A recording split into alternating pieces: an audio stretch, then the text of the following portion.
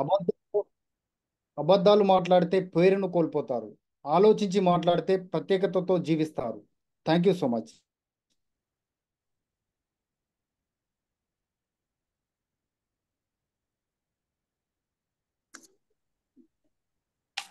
Laxman garu. Narendra sir. Yeah, okay.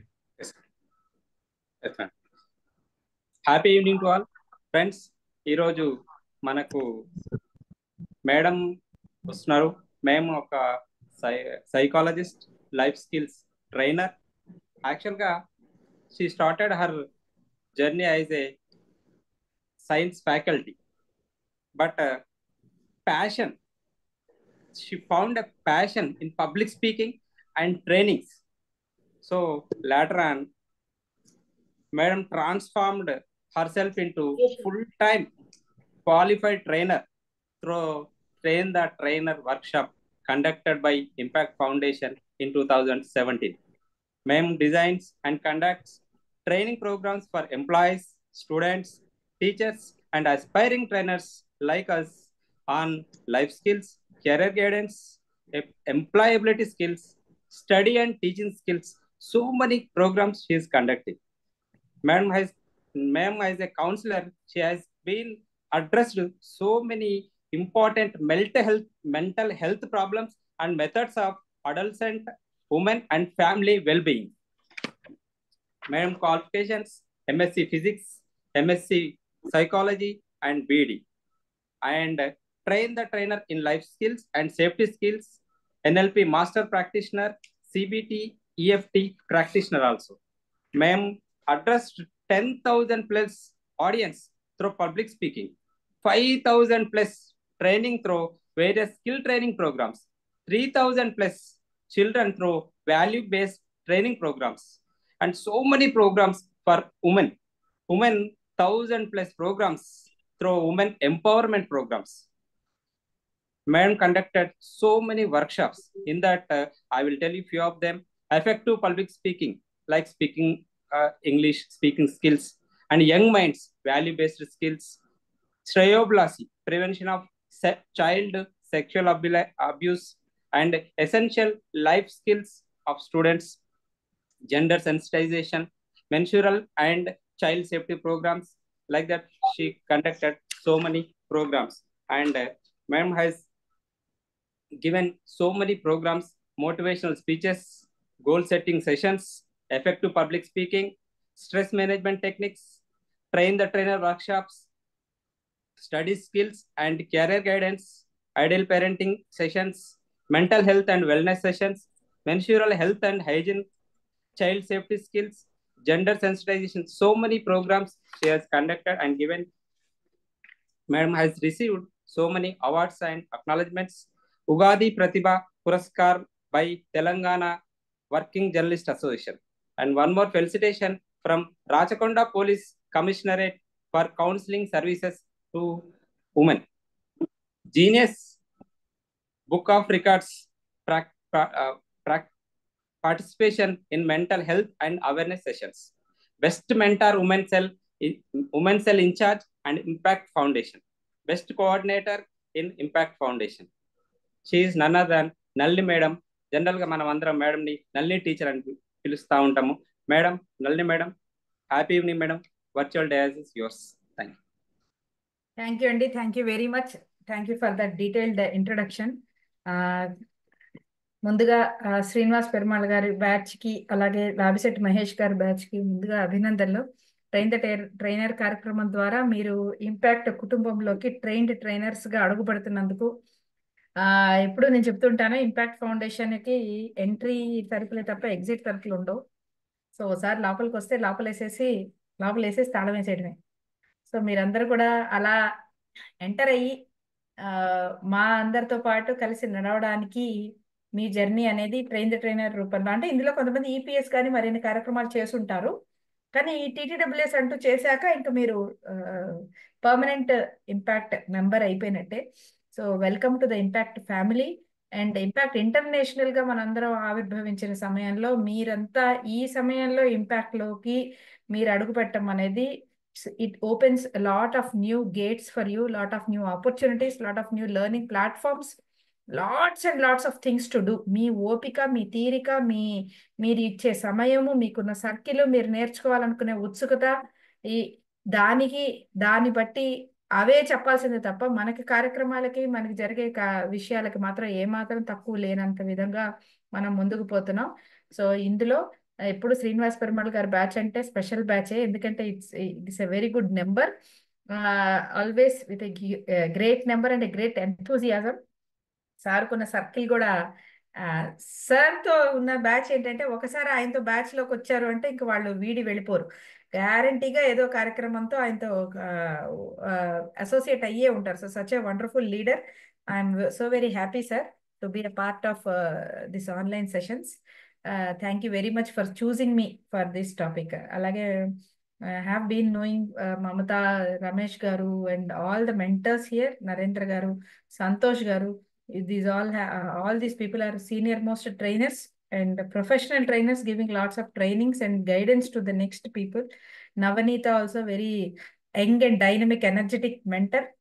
Labiset Mahesh garu batch kuda join ayindi kadamma.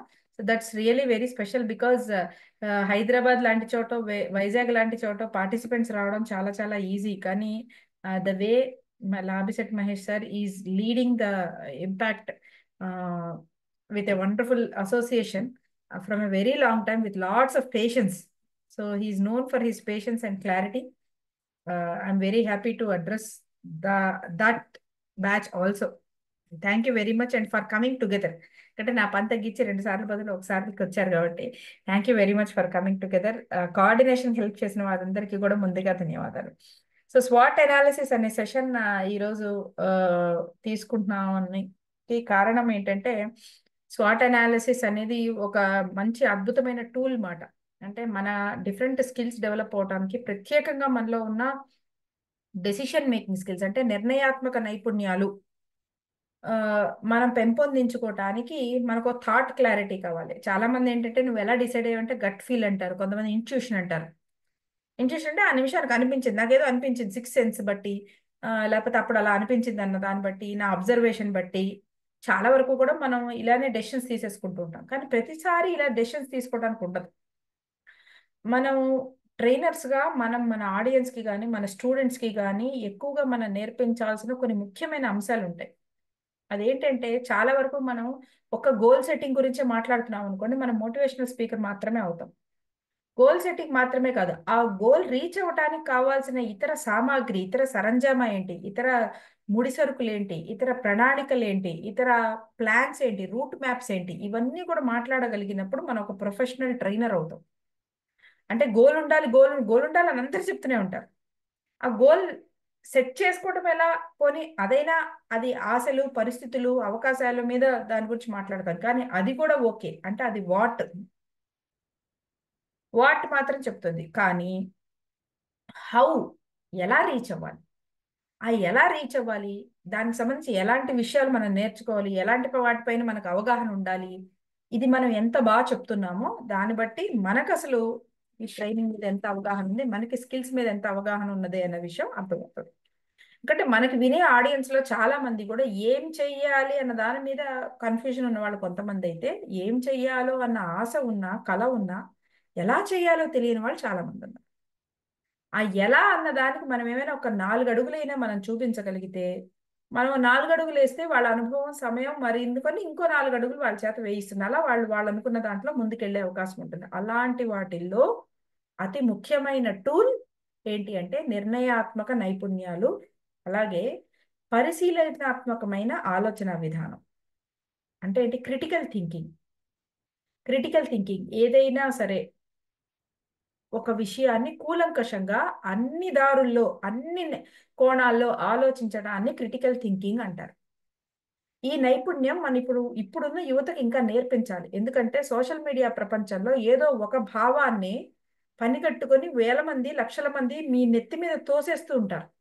ఇవాళ విషయం జరిగిందనుకోండి, దానికి ఒక పర్స్పెక్టివ్నే అందరూ 1000 కొద్దీ, 100ల కొద్దీ మీ వాట్సాప్ల రూపంలో, ఫేస్బుక్ల రూపంలో మీ నెత్తి మీద రుద్దేస్తారు.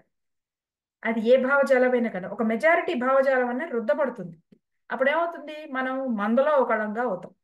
మనం అయ్యాము కాదు, మన యువత ఇంకా ముఖ్యం కాబట్టి. సో అలా ఆ ప్రమాదం నుంచి తప్పించుకోవాలి అంటే రేషనల్ గా ఆలోచించాలంటే ఎప్పుడైనా రెండు వైపులా ఆలోచించడం, ఒక విషయాన్ని అన్ని కోణాల్లో ఆలోచించడం, ప్రశ్నించే తత్వం, ఇవన్నీ మనం ట్రైనర్స్ గా నేర్పించడం మీ బాధ్యత. గుర్తుపెట్టుకోండి.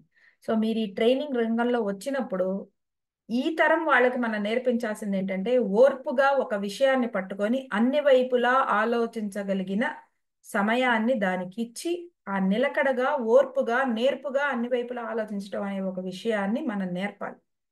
ఇది మీరు అసలు ఎంత అర్థం చేసుకుంటారు అన్న దాన్ని బట్టి మీరు ఎంత వివరంగా దీన్ని చెప్పగలుగుతారు అనేది అర్థమవుతుంది. మీరే ఎవరైనా ఒక విషయం మీ దగ్గరకు వచ్చిన వెంటనే మీరు ఆవేశపడిపోయి కత్తులు కటార్లు నూరే రకమైతే అప్పుడు మీరు అలాంటి ఓర్పు నేర్పు వేరే వాళ్ళకి చూపించలేరు. మీలో ఆ నిలకడ ఉందా, మీలో ఆ స్థిత ప్రజ్ఞత ఉందా, మనం అది డెవలప్ చేసుకోగలం, మనం ఆ రేషనల్ థింకింగ్ డెవలప్ చేసుకోగలం. రైట్. సో ఇవన్నీ ట్రైనర్ గా మీరు కూడా ఈ జర్నీలో నేర్చుకోవాల్సిన విషయాలు. అలాంటి వాటిల్లో మనకి కూలంకషంగా అన్ని వైపుల ఆలోచన విధానాన్ని పెంపొందించడానికి ఉపయోగపడే అనేక వివిధ రకాల ఆలోచన విధానాలలో అనేక వివిధ పరికరాలలో మనకి స్వాట్ ఎనాలిసిస్ అనేది కూడా ఒకానొక టూల్, అంటే పరికరం రాలేదు. టూల్ అంటే తెలుసు కదా, సుత్తి ఎలాగా, కటింగ్ ప్లేయర్ ఎలాగా, these are tools that make our work easy. అదే విధంగా డెసిషన్ మేకింగ్ అనేది to make our decision making with more clarity, with more easiness and with less number of failures while reaching to our goal జరగడానికి ఉపయోగపడే ఒకానొక పరికరం పేరు swat analysis. ఇది నైపుణ్యం కాదు, ఇది ఒక టూల్ మాట. అంటే దీన్ని ఉపయోగించుకుంటే మనకి డెసిషన్ మేకింగ్ అనేది ఇంకొంచెం బెటర్గా ఉంటుంది. ఇది ఉపయోగించుకునే పద్ధతిలో మనకి క్రిటికల్ థింకింగ్ అనేది పెరుగుతుంది. ఈ రెండు కాగ్నిటివ్ స్కిల్స్. మీరేం చేస్తారంటే మీకు చెప్పే ఈ సెట్లో చెప్పే స్కిల్స్ మాత్రమే కాకుండా విడిగా ఓపిక్గా మీరు కాస్త గ్రౌండ్ వర్క్ చేయాలి, బ్యాక్గ్రౌండ్ వర్క్ చేసి కాగ్నిటివ్ స్కిల్స్ అంటే ఏంటి, ఎమోషనల్ స్కిల్స్ అంటే ఏంటి, ఇవన్నీ కూడా మీరు కొంత రీసెర్చ్ చేయండి. కాగ్నిటివ్ స్కిల్స్ వేరు, ఎమోషనల్ స్కిల్స్ వేరు, సోషల్ స్కిల్స్ వేరు, కమ్యూనికేషన్ స్కిల్స్ వేరు. ఇలా అన్ని స్కిల్స్లో కూడా రకరకాలు ఉంటాయి. అన్నీ ఒకటే పెట్టుకుని జీవితం అంటే అబ్దుల్ కలాం అంటే గాంధీ గారు అంటే కాదు. కొంచెం వివరంగా, ఇంకొంచెం అర్థవంతంగా, ఇంకొంచెం లోతుగా మన సబ్జెక్ట్లోకి మీరు ఎంత వెళ్ళగలిగితే మీ దానికి అంత మంచి ఫౌండేషన్ ఉంటుంది, అంత సరుకు ఉంటుంది ముందు మీలో. సరుకు తయారు చేసుకుంటే మనం ఎలా కావాలంటే అలా వండి పెట్టచ్చు.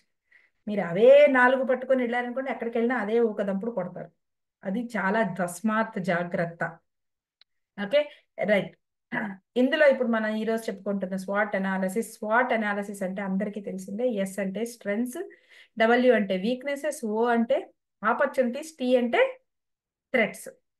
దాన్ని ఇంకొంచెం ఈ మధ్య మెరుగుపరిచి టీలో థ్రెట్స్ బదులు సి ఛాలెంజెస్ అని అంటున్నారు. SWOC ఛాలెంజెస్ అంటున్నారు. ఛాలెంజెస్ అన్నా థ్రెట్స్ అన్నా ఒకటే, ఇక్కడ విషయం ఒకటే, పేరు ఒకటే మారింది తప్ప. సో స్వాట్ అనాలిసిస్ ఈ 4 ఒక విషయం పట్ల, ఒక గోల్ పట్ల, ఒక లక్ష్యాన్ని మనం చేరే ప్రక్రియలో ఒక లక్ష్యాన్ని మనం నిర్ధారించుకొని ఆ లక్ష్యాన్ని ఎలా చేరాలి అంటే లక్ష్యం ఏమిటి డిసైడ్ అయిపోతే వాట్ డిసైడ్ అయిపోయింది. అదేదో సినిమాలో బాబు మోహన్ అంటాడు చూసారా, వాట్ ఎందుకు, ఏమిటి, ఎలా అంటాడు. సో ఎందుకు, వాట్లో మీ గోల్ సెట్టింగ్ అయిపోతుంది. హౌలో మీకు ఒక రూట్ మ్యాప్ వేసుకోవాలి. హౌ అనేది అంటే ఎలా, ప్రాసెస్ ఎలా. ఈ ప్రాసెస్లో భాగంగా మనకి ఉపయోగపడే పరికరమే ఇక్కడ స్వాట్ ఎనాలిసిస్. హౌ ఎలా రీచ్ అవ్వాలి మన గోల్ని.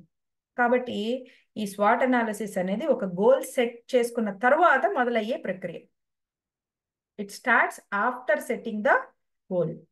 ఏ గోల్ లేకుండా, ఏ లక్ష్యం పట్ల కాకుండా, ఓ పర్టికులర్గా ఈ లక్ష్యం పట్ల కాకుండా ఊరికే ఖాళీగా కూర్చొని నేను స్వాట్ వేసుకుంటానంటే ముగ్గేసుకున్నట్టే, ఉపయోగం ఏమి లేదు. దేని పట్ల వేసుకుంటారు అంటే అలా కాదు, ఒక లక్ష్యం డిసైడ్ కావాలి.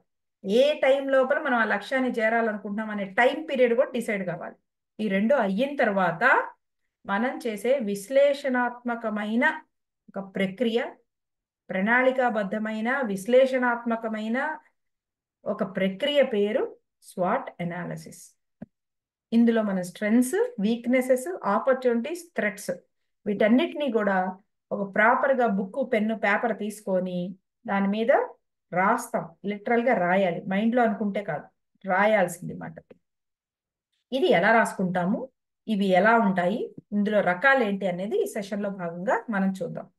సో ఇది మీరు రేపు సెషన్స్లో కానీ మీకు కానీ ఇది అన్ని రకాలుగాను ఉపయోగపడుతుంది. ఎవరెవరికి ఉపయోగపడుతుంది? ఏదైనా ఇప్పుడు పిల్లలు ఉన్నారనుకోండి, రకరకాల కెరీర్స్ చేద్దామని అనిపిస్తుంటుంది. ఒకసారి ఇది అనిపిస్తుంది, ఒకసారి అది అనిపిస్తుంది, ఒకసారి ఇలా చేద్దాం అనిపిస్తుంది. చేసేద్దామని డిసైడ్ అయిన తర్వాత అమ్మో ఇది కాదేమో అని అనిపిస్తుంటుంది. లేదు ఇది బెటరా ఇది బెటరా అని డౌట్ వస్తూ ఉంటుంది.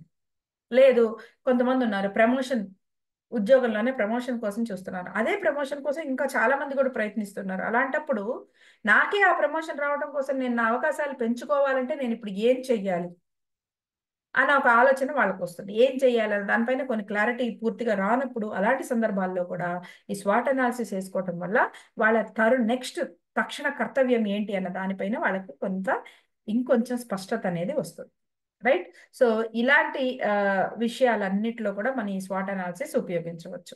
ఓ లక్ష్యం అని అనుకున్నప్పుడు ఆ లక్ష్యాన్ని చేరడానికి వాళ్ళకున్న బలాలు ఏంటి, ఆ లక్ష్యాన్ని చేరలేకపోవడానికి స్వతహాగా వాళ్ళకున్న బలహీనతలు ఏంటి, అసలు ఆ లక్ష్యాన్ని చేరుకోవడానికి ఉన్న అవకాశాలు ఏంటి, ఈ లక్ష్యాన్ని చేరుకునే విధానంలో ఈ పద్ధతిలో వాళ్ళకి ఎదురయ్యే అవరోధాలు ఏంటి, థ్రెట్స్ అంటే అవరోధాలు, ఛాలెంజెస్ ఏంటి, ఇవన్నీ ఆలోచించుకోవటం వల్ల ఒక ఈగిల్ పాయింట్ ఆఫ్ వ్యూలో ఆలోచించుకోవటం వల్ల వేటికి మనం సిద్ధపడి ఉండాలి, వేటికి మనం జాగ్రత్త పడాలి, వేటి కోసం మనం ఏమి నేర్చుకొని ఉండాలి, వేటి గురించి మనం హెల్ప్ తీసుకోవాలి, సపోర్ట్ తీసుకోవాలి, అడిషనల్ ఇన్ఫర్మేషన్ తీసుకోవాలి అన్న విషయాలన్నీ కూడా మనకి క్లారిటీ అనేది వస్తుంది. సో అంత క్లారిటీతో సంబంధించిన విషయము ఈ స్వాట్ అనాలిసిస్. సో నేను సెషన్లోకి వెళ్ళబోయే ముందు, ఇక్కడ 90 మంది ఉన్నారు, నేను మాక్సిమం ఒక 20-30 మందిది మాత్రమే videos చూడగలుగుతున్నాను.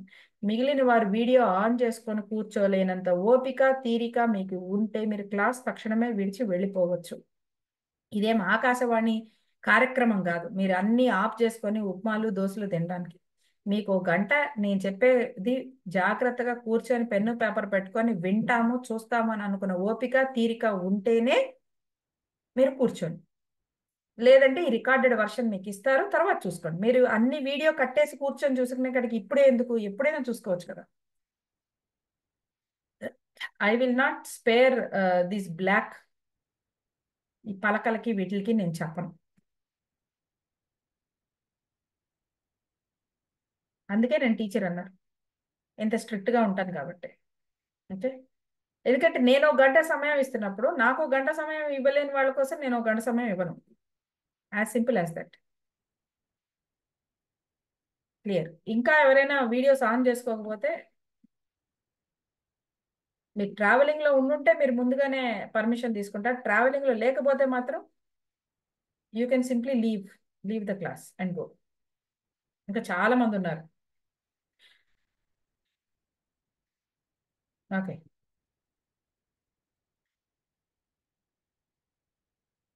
Right. Okay, let me share the screen. కనిపిస్తుందండి? Yes ma'am. సో మీ అందరికీ నేను ఈ సెషన్లోకి వెళ్ళబోయే ముందు ఒక చిన్న ప్రశ్న వేస్తాను. నేను అందరికీ మీకు ఇప్పుడు మీకు ఒక ₹1,00,000 ఇవ్వడం జరిగింది అనుకుందాం. ఓకే, ₹1,00,000 ఇచ్చి మీకు 2 ఆప్షన్స్ ఇచ్చారు. ₹1,00,000 పెట్టి మీరు కొత్త 2 వీలర్ కొనుక్కుంటారా, ₹1,00,000 మీరు డౌన్ పేమెంట్ కట్టి ఒక 4 వీలర్ కొనుక్కుంటారా? రెండు ఆప్షన్సే ఇచ్చాను, జాగ్రత్తగా వినండి. ఒక ₹1,00,000 మీకు డబ్బులు ఇస్తే, 1,00,000 లేదా 1,20,000 ఇచ్చామని అనుకుందాం. 1,20,000 మీకు కానీ ఇప్పుడు డబ్బులు ఇస్తే మీరు 1,20,000 పెట్టి మీరు 2 వీలర్ కొనుక్కుంటారా, లేకపోతే 1,20,000 డౌన్ పేమెంట్ కట్టి మీరు కారు కొనుక్కుంటారా, 4 వీలర్ కొనుక్కుంటారా? ఎవరైనా కొంతమంది, అట్లీస్ట్ ఒక 4 మెంబర్స్ విభిన్నమైన ఆన్సర్స్ ఉంటాయి, సేమ్ ఆన్సర్ ఉంటే కాదు, ఒకరు చెప్పిన ఆన్సర్కి మీకు విభిన్నమైన ఆన్సర్ ఉంటే దయచేసి హ్యాండ్ రైజ్ చేసి ఒకళ్ళ తర్వాత ఒకళ్ళు సమాధానాలు చెప్పండి. ఎస్, బాలకేశవ్ గారు చెప్పండి సార్. 4 వీలర్ కొనుక్కుంటాను మేడం నేను. ఓకే, ఎందుకు సార్? 2 వీలర్ అయితే ఇద్దరమే వెళ్ళే అవకాశం ఉంటుంది. 4 వీలర్ అయితే కుటుంబం మొత్తం జర్నీ చేసే అవకాశం ఉంటుంది. Okay, right, very good, thank you sir. So ఆయన 4 వీలర్ తీసుకుంటారు, దానికి కారణం ఆయన ఏం చెప్పారంటే 4 వీలర్ అయితే అందరూ వెళ్ళడానికి అవకాశం ఉంటుంది అని. ఎస్, ఇది కాకుండా విభిన్నమైన మరొక ఆన్సర్ ఉన్న వాళ్ళు ఎవరైనా చెప్పండి. అన్మ్యూట్ చేసుకోండి. I think if you can unmute by your self. లేదా? ఓకే, చెప్పండి సార్. సుదర్శన్ గారు. మేడం 4 వీలరే తీసుకుంటాను, ఎందుకంటే దాన్ని మార్కెటింగ్ లో పెడతాను. ఓకే, ఏ మార్కెటింగ్ లో sir? Tours package, business business okay, purpose. So మీ బిజినెస్ పర్పస్ కి వాడుకోవడానికి మీరు 4 వీలర్ ని వాడుకుంటారు, రైట్. ఒకళ్ళు ఇక్కడ 4 వీలర్ పర్సనల్ అన్నారు, ఒకళ్ళేమో బిజినెస్ పర్పస్. అంటే మీకు ఆల్రెడీ ఒక నీడ్ ఉంది, ఆ నీడ్ ని ఫిల్ చేసే విధంగా ఇది ఉంది, right. Okay, yes madam. Yeah. Sujatha గారు చెప్పండి madam. Happy evening ma'am. Happy evening అండి, చెప్పండి. మ్యామ్ 1 lakh ఇస్తే నేను 50,000 పెట్టి వెహికల్ 2 వీలరే తీసుకుంటాను. ఆ, ఇంకొక 50,000 తోటి బిజినెస్ చేస్తాను మేడం. సో మీకు 50,000 మీరు వాడుకుంటారు, ఇంకో 50,000 ని మీరు ఇంకో మరో దానికి వాడుకుంటారు. కానీ నేను ఇచ్చిన 2 ఆప్షన్సే, ఇది సో లేదా? ఓన్లీ 2 వీలర్ ఆ 4 వీలర్ ఏదో ఒకటి తీసుకోవాలి, అంతేనా? అంతే అంతే.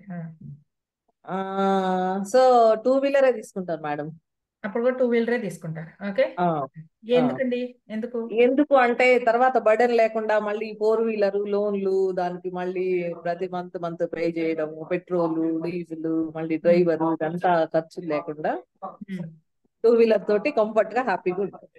సో ఈజీ మెయింటెనెన్స్ కోసం మీరు ఫర్దర్ గా ఈజీ మెయింటెనెన్స్ కోసం మీరు 2 వీలర్ తీసుకుంటారు. Please observe each and every answer. Okay, ఎందుకు అన్నదానికి నేను వై కూడా అడుగుతున్నాను వాళ్ళని. ఓకే, ఆ వైలో వాళ్ళు ఒక్కొక్కళ్ళు ఒక ఆన్సర్ చెప్తున్నారు, ఎవరి ఆన్సర్ వాళ్ళది. దయచేసి ఆన్సర్స్ గమనించండి.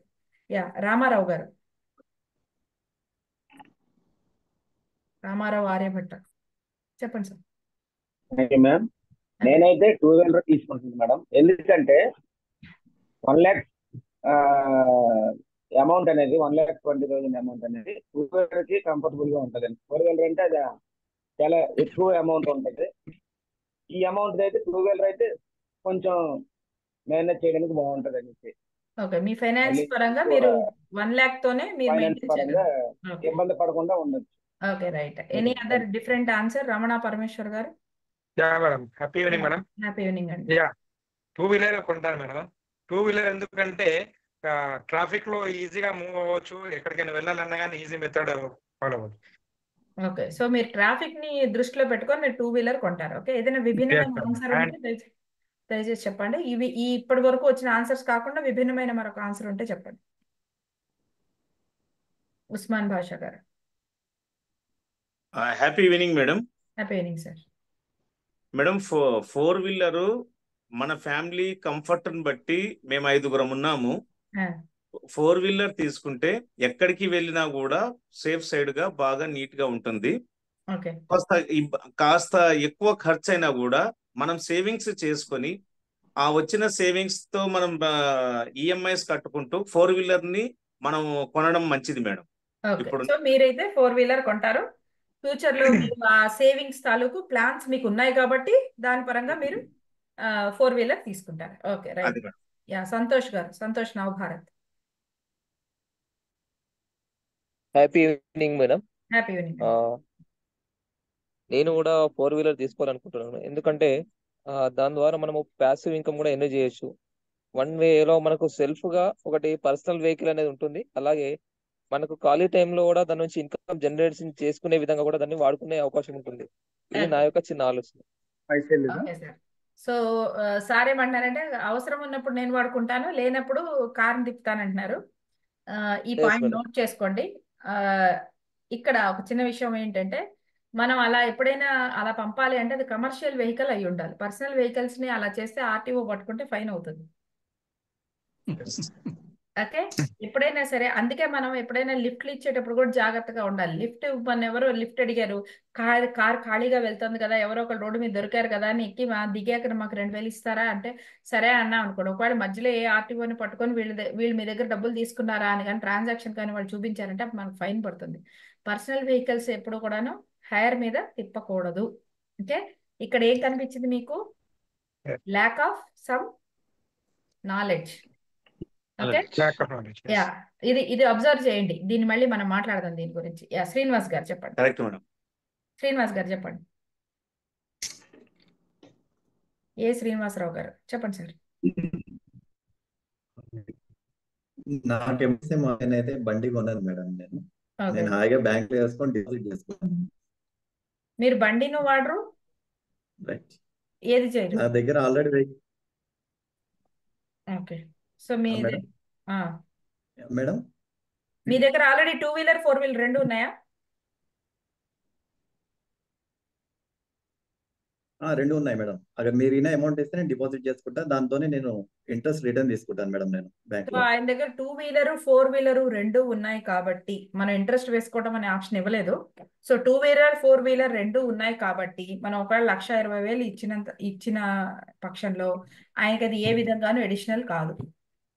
అంటే ఊరికే వచ్చే డబ్బు ఎవరికి వేస్ట్లే కానీ అలా చెప్పడం లేదు. మనం 1,00,000 అని అనుకుంటే 2 వీలర్ కొనుక్కుంటావా 4 వీలర్ ఓకే. కొనుక్కుంటావా అనే ఈ రెండు ఆప్షన్సే ఇస్తే మన 1,20,000 ఇవ్వడం వల్ల ఆయనకి బర్డెన్ పెరుగుతుంది తప్ప అది ఏ రకంగానూ ఉపయోగం లేదు. అంటే లేదు. ఇంకో బండి కొంటే ఆ బండికి ఇంకో అనవసరమైన ఎక్స్టెన్షన్ అవుతుంది, లేదా కార్ కొనాల్సి వస్తే రైట్. అది కొంచెం ఎక్కువ అప్పుకు లోన్ అవుతుంటుంది. Okay right. So okay. Okay madam. మంచి మాట చెప్పారు. It depends upon personal needs. Thank you అండి, థ్యాంక్ యూ అందరూ పార్టిసిపేట్ చేసినందుకు. ఇంకా మరిన్ని తీసుకోవచ్చు ఆన్సర్స్. సమయాన్ని మనం దృష్టిలో పెట్టుకొని కొన్ని మాత్రమే తీసుకున్నాను. ఇందులో మీరు అబ్జర్వ్ చేస్తే ఇక్కడ మనం ఒక డెసిషన్ వాళ్ళని తీసుకోమన్నప్పుడు, ఒక అవకాశాన్ని ఇచ్చి ఒక డెసిషన్ తీసుకోమన్నప్పుడు ఎలా ఆలోచించారు చూడండి. కొంతమంది ఆల్రెడీ వాళ్ళ దగ్గర ఫస్ట్ వాళ్ళ నీడ్స్ గురించి ఆలోచించారు, అంటే వాళ్ళ అవసరం ఏంటి ఆలోచించారు. కొంతమంది అవసరాన్ని దృష్టిలో పెట్టుకొని ఆలోచిస్తే, కొంతమంది కోరికని దృష్టిలో పెట్టుకొని ఆలోచించారు. అంటే ఆల్రెడీ 2 వీలర్ ఉంది, నాకు 4 వీలర్ ఉంటే బాగుంటుంది, ఫ్యామిలీ అంతా వెళ్ళడానికి ఉంటే బాగుంటుంది. So some people gave preference to need, some people gave preference to wants. Needs కి వాంట్స్ కి డిఫరెన్స్ తెలిసే ఉంటుంది. ఈ పదం ఇప్పటి వరకు వచ్చిన వాళ్ళలో ఎవరో ఒకరు వాడే ఉంటారు, లేకపోతే తెలుసుకోండి. నీడ్స్ అంటే అవసరాలు, వాంట్స్ అంటే కోరికలు. ఓకే, నాకు అన్నం నాకు ఆకలేస్తే ఆ భోజనం దొరకడం నా నీడ్, భోజనం అనేది నా నీడ్, బిర్యానీ రావడం వాంట్. ఓకే, సో మనకి ఇప్పుడు 1,20,000 నేను ఇస్తే కొంతమందికి ఆ 1,20,000 అనే అమౌంట్ నీడ్కి ఉపయోగపడితే కొంతమందికి అది వాంట్కి ఉపయోగపడుతుంది. ఇందులో కూడా కొంతమందికి ఆల్రెడీ ఆ నీడ్ ఫుల్ఫిల్ అయిపోతుంటే వాళ్ళు ఇతర నెక్స్ట్ లెవెల్లో ఆలోచిస్తున్నారు. ఏంటి అంటే దీనివల్ల నాకు ఇంకా ఎక్స్ట్రా అప్ అవుతుందా, లేకపోతే ఇలాంటి తోడు తీసుకోవడం వల్ల నా ట్రాఫిక్ సమస్యకి ఇంకా యాడ్ ఆన్ అయ్యింది అవుతుందా, లేకపోతే నాకు రెండు ఉన్నప్పుడు నాకు ఇది వేస్ట్ అవుతుందా అనేది కొంతమంది ఆలోచిస్తాయి. కొంతమంది ఆల్రెడీ నాకున్న అవసరాలకి ఏదైతే ఉందో లైక్ ట్రాన్స్పోర్టేషన్ కానీ దీనికి కానీ ఉపయోగపడుతుందని కొంతమంది ఆలోచిస్తే, కొంతమంది దాని నుంచి బిజినెస్ ఐడియాస్ డెవలప్ చేసుకునే ప్రయత్నం చేశారు. రైట్, ఇప్పుడు ఏదైనా సరే 1,20,000 అన్న అమౌంట్ కామనే, బండి కొంటారా కార్ కొంటారా అనే ప్రశ్న కూడా కామనే. కానీ అందరి సమాధానాలు ఆలోచించేటప్పుడు, ఇక్కడ డిసిషన్ తీసుకునేటప్పుడు వివిధ రకాల విషయాలను వాళ్ళు పరిగణలోకి తీసుకుంటున్నారు. These all are becoming the factors.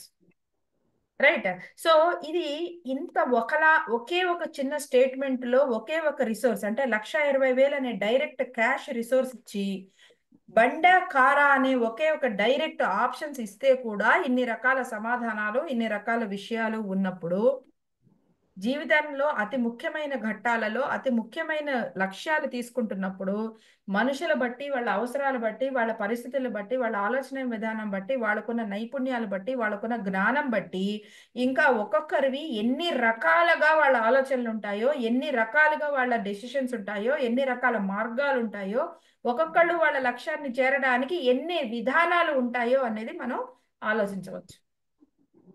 Right, మరి ఇన్ని విధానాలు ఉన్నప్పుడు మన దగ్గర ఎంత సర్కిల్ ఉంటే అన్ని రకాల ఆలోచనలు వాళ్ళు చెప్తుంటారు, అన్ని రకాల సలహాలు వాళ్ళు ఇచ్చేస్తుంటారు. కొంతమంది ఇది అవునంటారు, కొంతమంది కాదంటారు, కొంతమంది ఇది బెస్ట్ అంటారు, కొంతమంది అది బెస్ట్ అంటారు. మీకు 5 లక్షలు వచ్చింది అనుకోండి, 5 లక్షలు వస్తే కొంతమంది స్థలం కొనమంటారు, కొంతమంది వద్దు అపార్ట్మెంట్ కొనంటారు.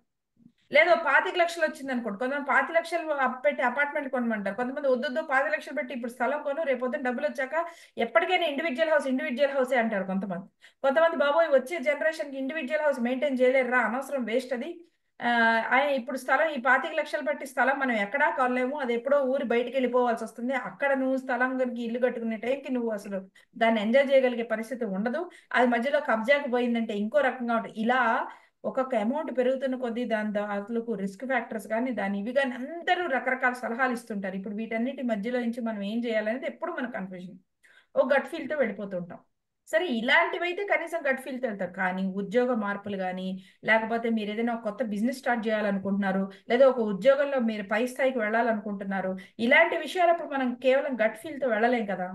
ఎందుకంటే అక్కడ లాస్ జరిగితే అది కొంచెం ఒక్కొక్కసారి సిగ్నిఫికెంట్ లాస్ అవుతుంది, ఒక్కొక్కసారి మైనర్ లాస్ అవుతుంది. అంటే ఒక్కోసారి మనం పుంజుకోగలిగిన రివర్సబుల్ లాస్ అవుతుంది, ఒక్కోసారి మనం పుంజుకోలేని పెద్ద లాస్ అవుతుంది. ఇలాంటి సందర్భాలలో మనం ఈ స్వాట్ అనాలిసిస్ మనం వేసుకొని మనం డెసిషన్స్ తీసుకుంటే మనం మనీని డెసిషన్స్ తీసుకోగలుగుతాం.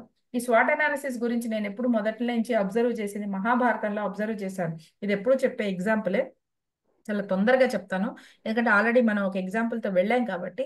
సో స్వాట్ అనాలిసిస్ అనేది నేను మొట్టమొదటి మహాభారతంలో అబ్జర్వ్ చేసినప్పుడు పాండవులు అలాగే ద్రౌపది ఎప్పుడైతే వాళ్ళు విరాట పర్వం అంటే వాళ్ళు ఒక సంవత్సరం పాటు అజ్ఞాతవాసంలో ఉండాల్సి వచ్చినప్పుడు వాళ్ళ పేర్లు మార్చుకొని పాత్రలు మార్చుకొని వివిధ పాత్రలలో వివిధ వాటిల్లో వాళ్ళు సెటిల్ అవ్వాలి. ఒక సంవత్సరం పాటు వాళ్ళు అని ఎవరు గుర్తించకూడదు, కానీ వాళ్ళు 1 year సర్వైవ్ అవ్వాలి. సొసైటీలోనే ఉండాలి, ఎక్కడో ముక్కు మూసుకొని గుహలో తపస్సు చేయడానికి లేదు, సొసైటీలోనే ఉండాలి. కానీ వాళ్ళని ఎవరు గుర్తుపట్టకూడదు. గుర్తుపడితే మళ్ళీ వాళ్ళ శిక్ష మొత్తం కూడా మళ్ళీ రిపీట్ అవుతుంది. ఇది వనవాసము ప్లస్ అజ్ఞాతవాసం మళ్ళీ రిపీట్ అవుతుంది.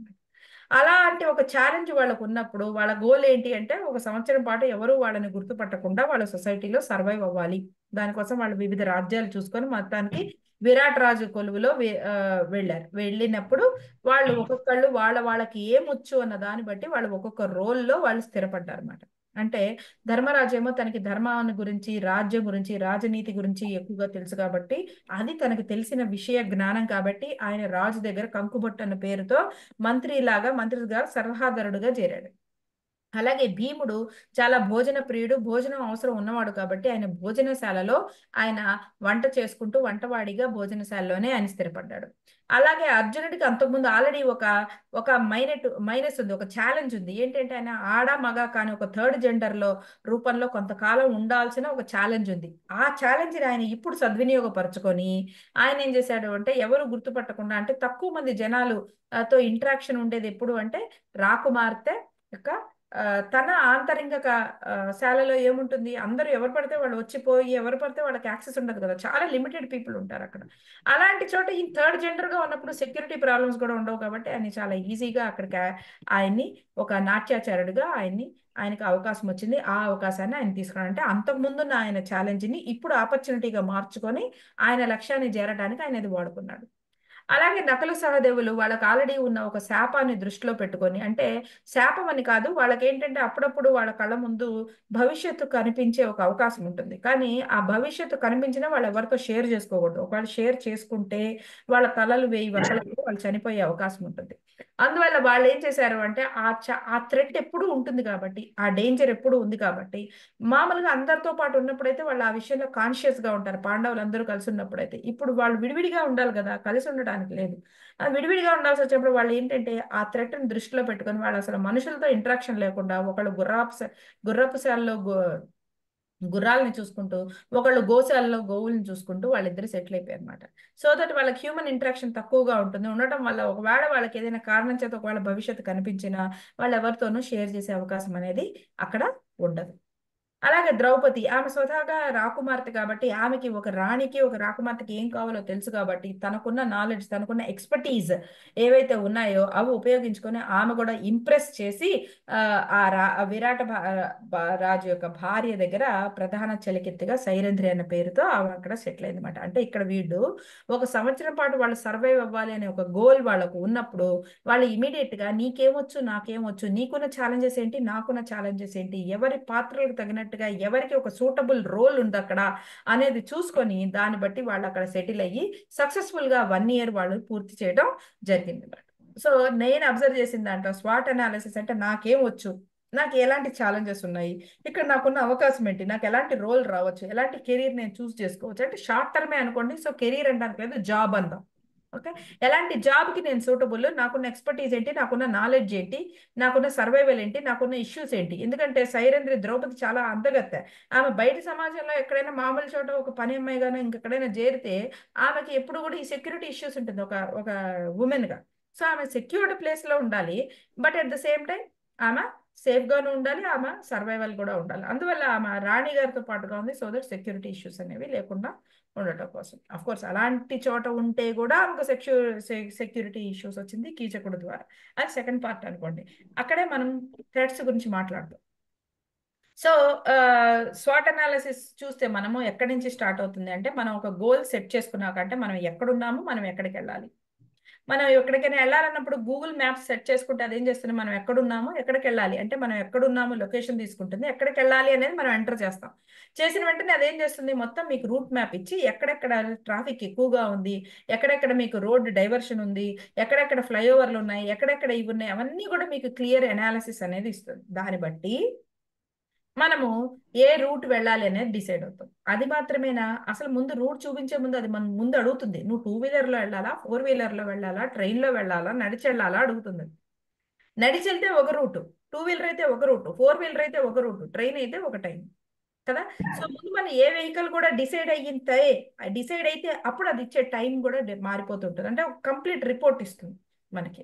ఆ రిపోర్ట్ ని ఆధారంగా మనకి రూట్ మ్యాప్ ఇస్తుంది. ఇప్పుడు ఆ రూట్ మ్యాప్ పట్టుకొని వెళ్ళామనుకోండి, మనం ఆల్మోస్ట్ అది చూపించిన టైంకి అటు ఇటుగా కొద్ది నిమిషాల డిఫరెన్స్ లో మనం దానికి సక్సెస్ఫుల్ గా చేరగలుగుతాం. సో స్వాట్ అనాలిసిస్ కూడా గూగుల్ ఇచ్చే ఒక రూట్ మ్యాప్ లాంటిది అనమాట. అందుకే దీన్ని మనం ఏమంటామంటే స్ట్రాటజిక్ ప్లానింగ్. స్వాట్ అనాలిసిస్ అనేది ఒక స్ట్రాటజిక్ ప్లానింగ్, ఒక ప్రణాళికాబద్ధమైన ఒక ప్లాన్ మాట. ఇది ఒక సూచన. దేనికి ఇది ఎందుకు ఉపయోగపడుతుంది అంటే, మనకున్న బలాలు బలహీనతల్ని సరిగ్గా గుర్తించి, మనకున్న అవకాశాలు ఏంటి, ఇందులో వచ్చే అవరోధాలు ఏంటి అనేది కరెక్ట్ గా బ్యారేజీ వేసుకొని, దాన్ని బట్టి సంబంధిత అవసరమైన డెసిషన్స్ తీసుకుంటూ, నిర్ణయాలు తీసుకుంటూ, ఒక కరెక్ట్ రూట్ మ్యాప్ వేసుకోవడానికి మనకి ఇది హ్యాపీగా ఈ రిపోర్ట్ అనేది ఉపయోగపడుతుంది అన్నమాట. ఓకే, సో ఇది ఒక విశ్లేషణ మాత్రమే, ఇది ఒక రిపోర్ట్ మాత్రమే. ఓకే, సో ఇది స్వాట్ అనాలిసిస్ అనేది ఖచ్చితంగా మైండ్ లో అనుకుంటే కాదు, పెన్ను పేపర్ తీసుకొని రాయాల్సినది. అందుకే అది ఎలా రాయాలి అంటే, ఇక్కడ మీకు బొమ్మలో చూపించిన విధంగా ఒక కాగితం తీసుకొని దాన్ని 4 భాగాలు చేయాలి. పై 2 భాగాల్ని స్ట్రెంగ్స్ అండ్ వీక్నెసెస్ అంటాం, వీటిని ఇంటర్నల్ ఫ్యాక్టర్స్ అంటారు. అంటే ఇప్పుడు వ్యక్తి రాసుకుంటున్నారు అనుకోండి, స్వాట్ అనాలిసిస్ రాసుకుంటే వాళ్ళు లక్ష్యం పెట్టుకున్నారు. ఇప్పుడు మీలోనే శరత్ బాబు గారు రేపొద్దున ఒక ప్రొఫెషనల్ ట్రైనర్ అవ్వాలని అనుకుంటున్నారు. ఒక ప్రొఫెషనల్ ట్రైనర్ అవ్వాలనుకున్నప్పుడు ఇప్పుడు ఆయన ఉన్న జాబ్ ఏంటి, ఇప్పుడు ఆయన చేస్తున్న పని ఏంటి, నుంచి ఆయన ప్రొఫెషనల్ ట్రైనర్ అవ్వడానికి ట్రైనర్ గా ఎదగడానికి, లేదా ట్రైనర్ అనే ఒక ఇంకో కొత్త ప్రొఫెషన్ తీసుకోవడానికి ఆయనకున్న బలాలు ఏంటి, ఆయనకున్న బలహీనతలు ఏంటి రాసుకుంటారు. సో అవి ఆయన అంతర్గతమైన విషయాలు, it is personal things. Okay, అదే రెండవ భాగం ఏదైతే ఆపర్చునిటీస్ అండ్ థ్రెట్స్, వీటిని ఎక్స్టర్నల్ ఫ్యాక్టర్స్ అంటాం. అంటే ఇవి ఈయన కంట్రోల్లో ఉండేవి కాదు, బయట మార్కెట్లో ఉన్న అవకాశాలు. అంటే ఇప్పుడు ఒక ప్రొఫెషనల్ ట్రైనర్ కి బయట ఉన్న అవకాశాలు ఏంటి, అవి దేని మీద ఆధారపడి ఉంటాయి, ఆయన ఏ ఊర్లో ఉన్నారో దాని మీద ఆధారపడి ఉంటాయి. ఓకే, సో ఆయన కానీ ఒకవేళ ఒక టౌన్స్ లోను లేకపోతే విలేజెస్ లాంటి చోట్ల ఉంటే, స్కూళ్ళకి వాటికి వెళ్ళి పిల్లలతో మోటివేషనల్ స్పీచెస్ వాటికి ఇవ్వడానికి చాలా ఎక్కువ అవకాశాలు ఉంటాయి. చాలా మంది ఏమనుకుంటారంటే హైదరాబాద్ లో ఉన్న వాళ్ళకి అవకాశాలు ఎక్కువ అనుకుంటారు. కాదు, హైదరాబాద్ లో ఉన్న వాళ్ళకి పోటీ ఎక్కువ, అవకాశాల కంటే కూడా పోటీ ఎక్కువ. అదే మీరు టౌన్స్ లో విలేజెస్ లో ఉన్న వాళ్ళకి అసలు వెళ్ళి పిల్లలతో వెళ్ళి ఒక మంచి మాట మాట్లాడటానికో, మంచి విషయం చెప్పడానికో, టీచర్స్ ట్రైనింగ్స్ ఇవ్వడానికో, ఇలాంటి చోట్ల అక్కడ జనాలు తక్కువ ఉంటారు, అక్కడే ఎక్కువ అవకాశాలు ఉంటాయి. సో అవుట్ సైడ్ ద సిటీనే ఎక్కువ అవకాశాలు ఉంటాయి. కానీ హైదరాబాద్ లాంటి చోట ఉంటే మాత్రం ప్రొఫెషనల్ ట్రైనింగ్స్ కి కొంచెం అవకాశం ఉంటుంది. అంటే కంపెనీస్ పిలవడము, రియల్ ఎస్టేట్ వాళ్ళు పిలవడము, ఇలాంటి వాటికి కొంచెం అవకాశం ఉంటుంది. అదే వేరే ఊళ్ళల్లో స్కూల్స్ ఆర్ స్టూడెంట్స్ రిలేటెడ్ తప్ప కంపెనీస్ ఆర్ ఆర్గనైజేషన్స్ పిలిచే వాటికి అవకాశాలు తక్కువ ఉంటాయి. అంటే ఇప్పుడు ఏంటి, ఆయనకి ట్రైనర్ గా ఆయనకి ఒక ప్రొఫెషన్ రావడానికి ఆయన ఉన్న ఏరియా బట్టి కూడా ఆయనకు అవకాశాలు ఎన్ని ఉన్నాయి, అవరోధాలు ఎన్ని ఉన్నాయి అనేవి ఆయన బ్యారేజీ వేసుకోవడానికి అవకాశం ఉంటుంది. సో ఇది ఆయన చేతుల్లో ఉన్నది కాదు, చుట్టూ ఉన్న పరిసరాలు, బయట పెరుగుతున్న అవకాశాలు బట్టి ఆధారపడి ఉంటుంది, మారుతున్న విషయాలు బట్టి, చుట్టూ మారుతున్న విషయాలు బట్టి. ఫర్ ఎగ్జాంపుల్ మొన్న ఈ మధ్య మీకు ఒక 6 నెలల క్రితము మన తెలంగాణలో అనుకోకుండా ఒక 5-6 మంది పిల్లలు, ఒకే వారం గ్యాప్ లో 5-6 మంది పిల్లలు కొంతమంది ఆత్మహత్య చేసుకున్నారు, కొంతమంది యాక్సిడెంట్ గురై చనిపోవడం జరిగింది. తెలంగాణలో మాత్రమే వారం కూడా పెద్ద గ్యాప్ లేదు. ఒక 3-4 ఏమో ఆత్మహత్య చేసుకున్నారు హాస్టల్లో, ఒక 2 యాక్సిడెంట్ అయ్యారు. అంటే హాస్టల్ పిల్లలు బైక్ వేసుకొని రోడ్డు మీదకి వెళ్ళడం వల్ల రోడ్డు మీద యాక్సిడెంట్ అయ్యి చనిపోయారు. వెంటనే ఏమైపోయింది, అది పెద్ద న్యూస్ అయిపోయింది. అయిపోయి ఇమీడియట్ గా కలెక్టర్ వాళ్ళు, మినిస్టర్ వాళ్ళు ఏంటంటే ఇమీడియట్ గా పిల్లలకి మీరు సెషన్స్ తీసుకోండి, రాబోతున్న 2-3 రోజుల్లోనే అందరికీ అన్ని వైపులా కూడా ఈ సూసైడల్ ప్రివెన్షన్ మీద మీరు సెషన్స్ తీసుకోండి, సేఫ్టీ అండ్ సూసైడల్ ప్రివెన్షన్ మీద సెషన్స్ తీసుకోండి అనేటప్పటికీ ఎక్కడికక్కడ ట్రైనర్స్ ఎవరెవరు ఉన్నారా అని వాళ్ళు కూడా వెతుక్కొని అన్ని చోట్ల వాళ్ళ సెషన్స్ కండక్ట్ చేయడం జరిగింది.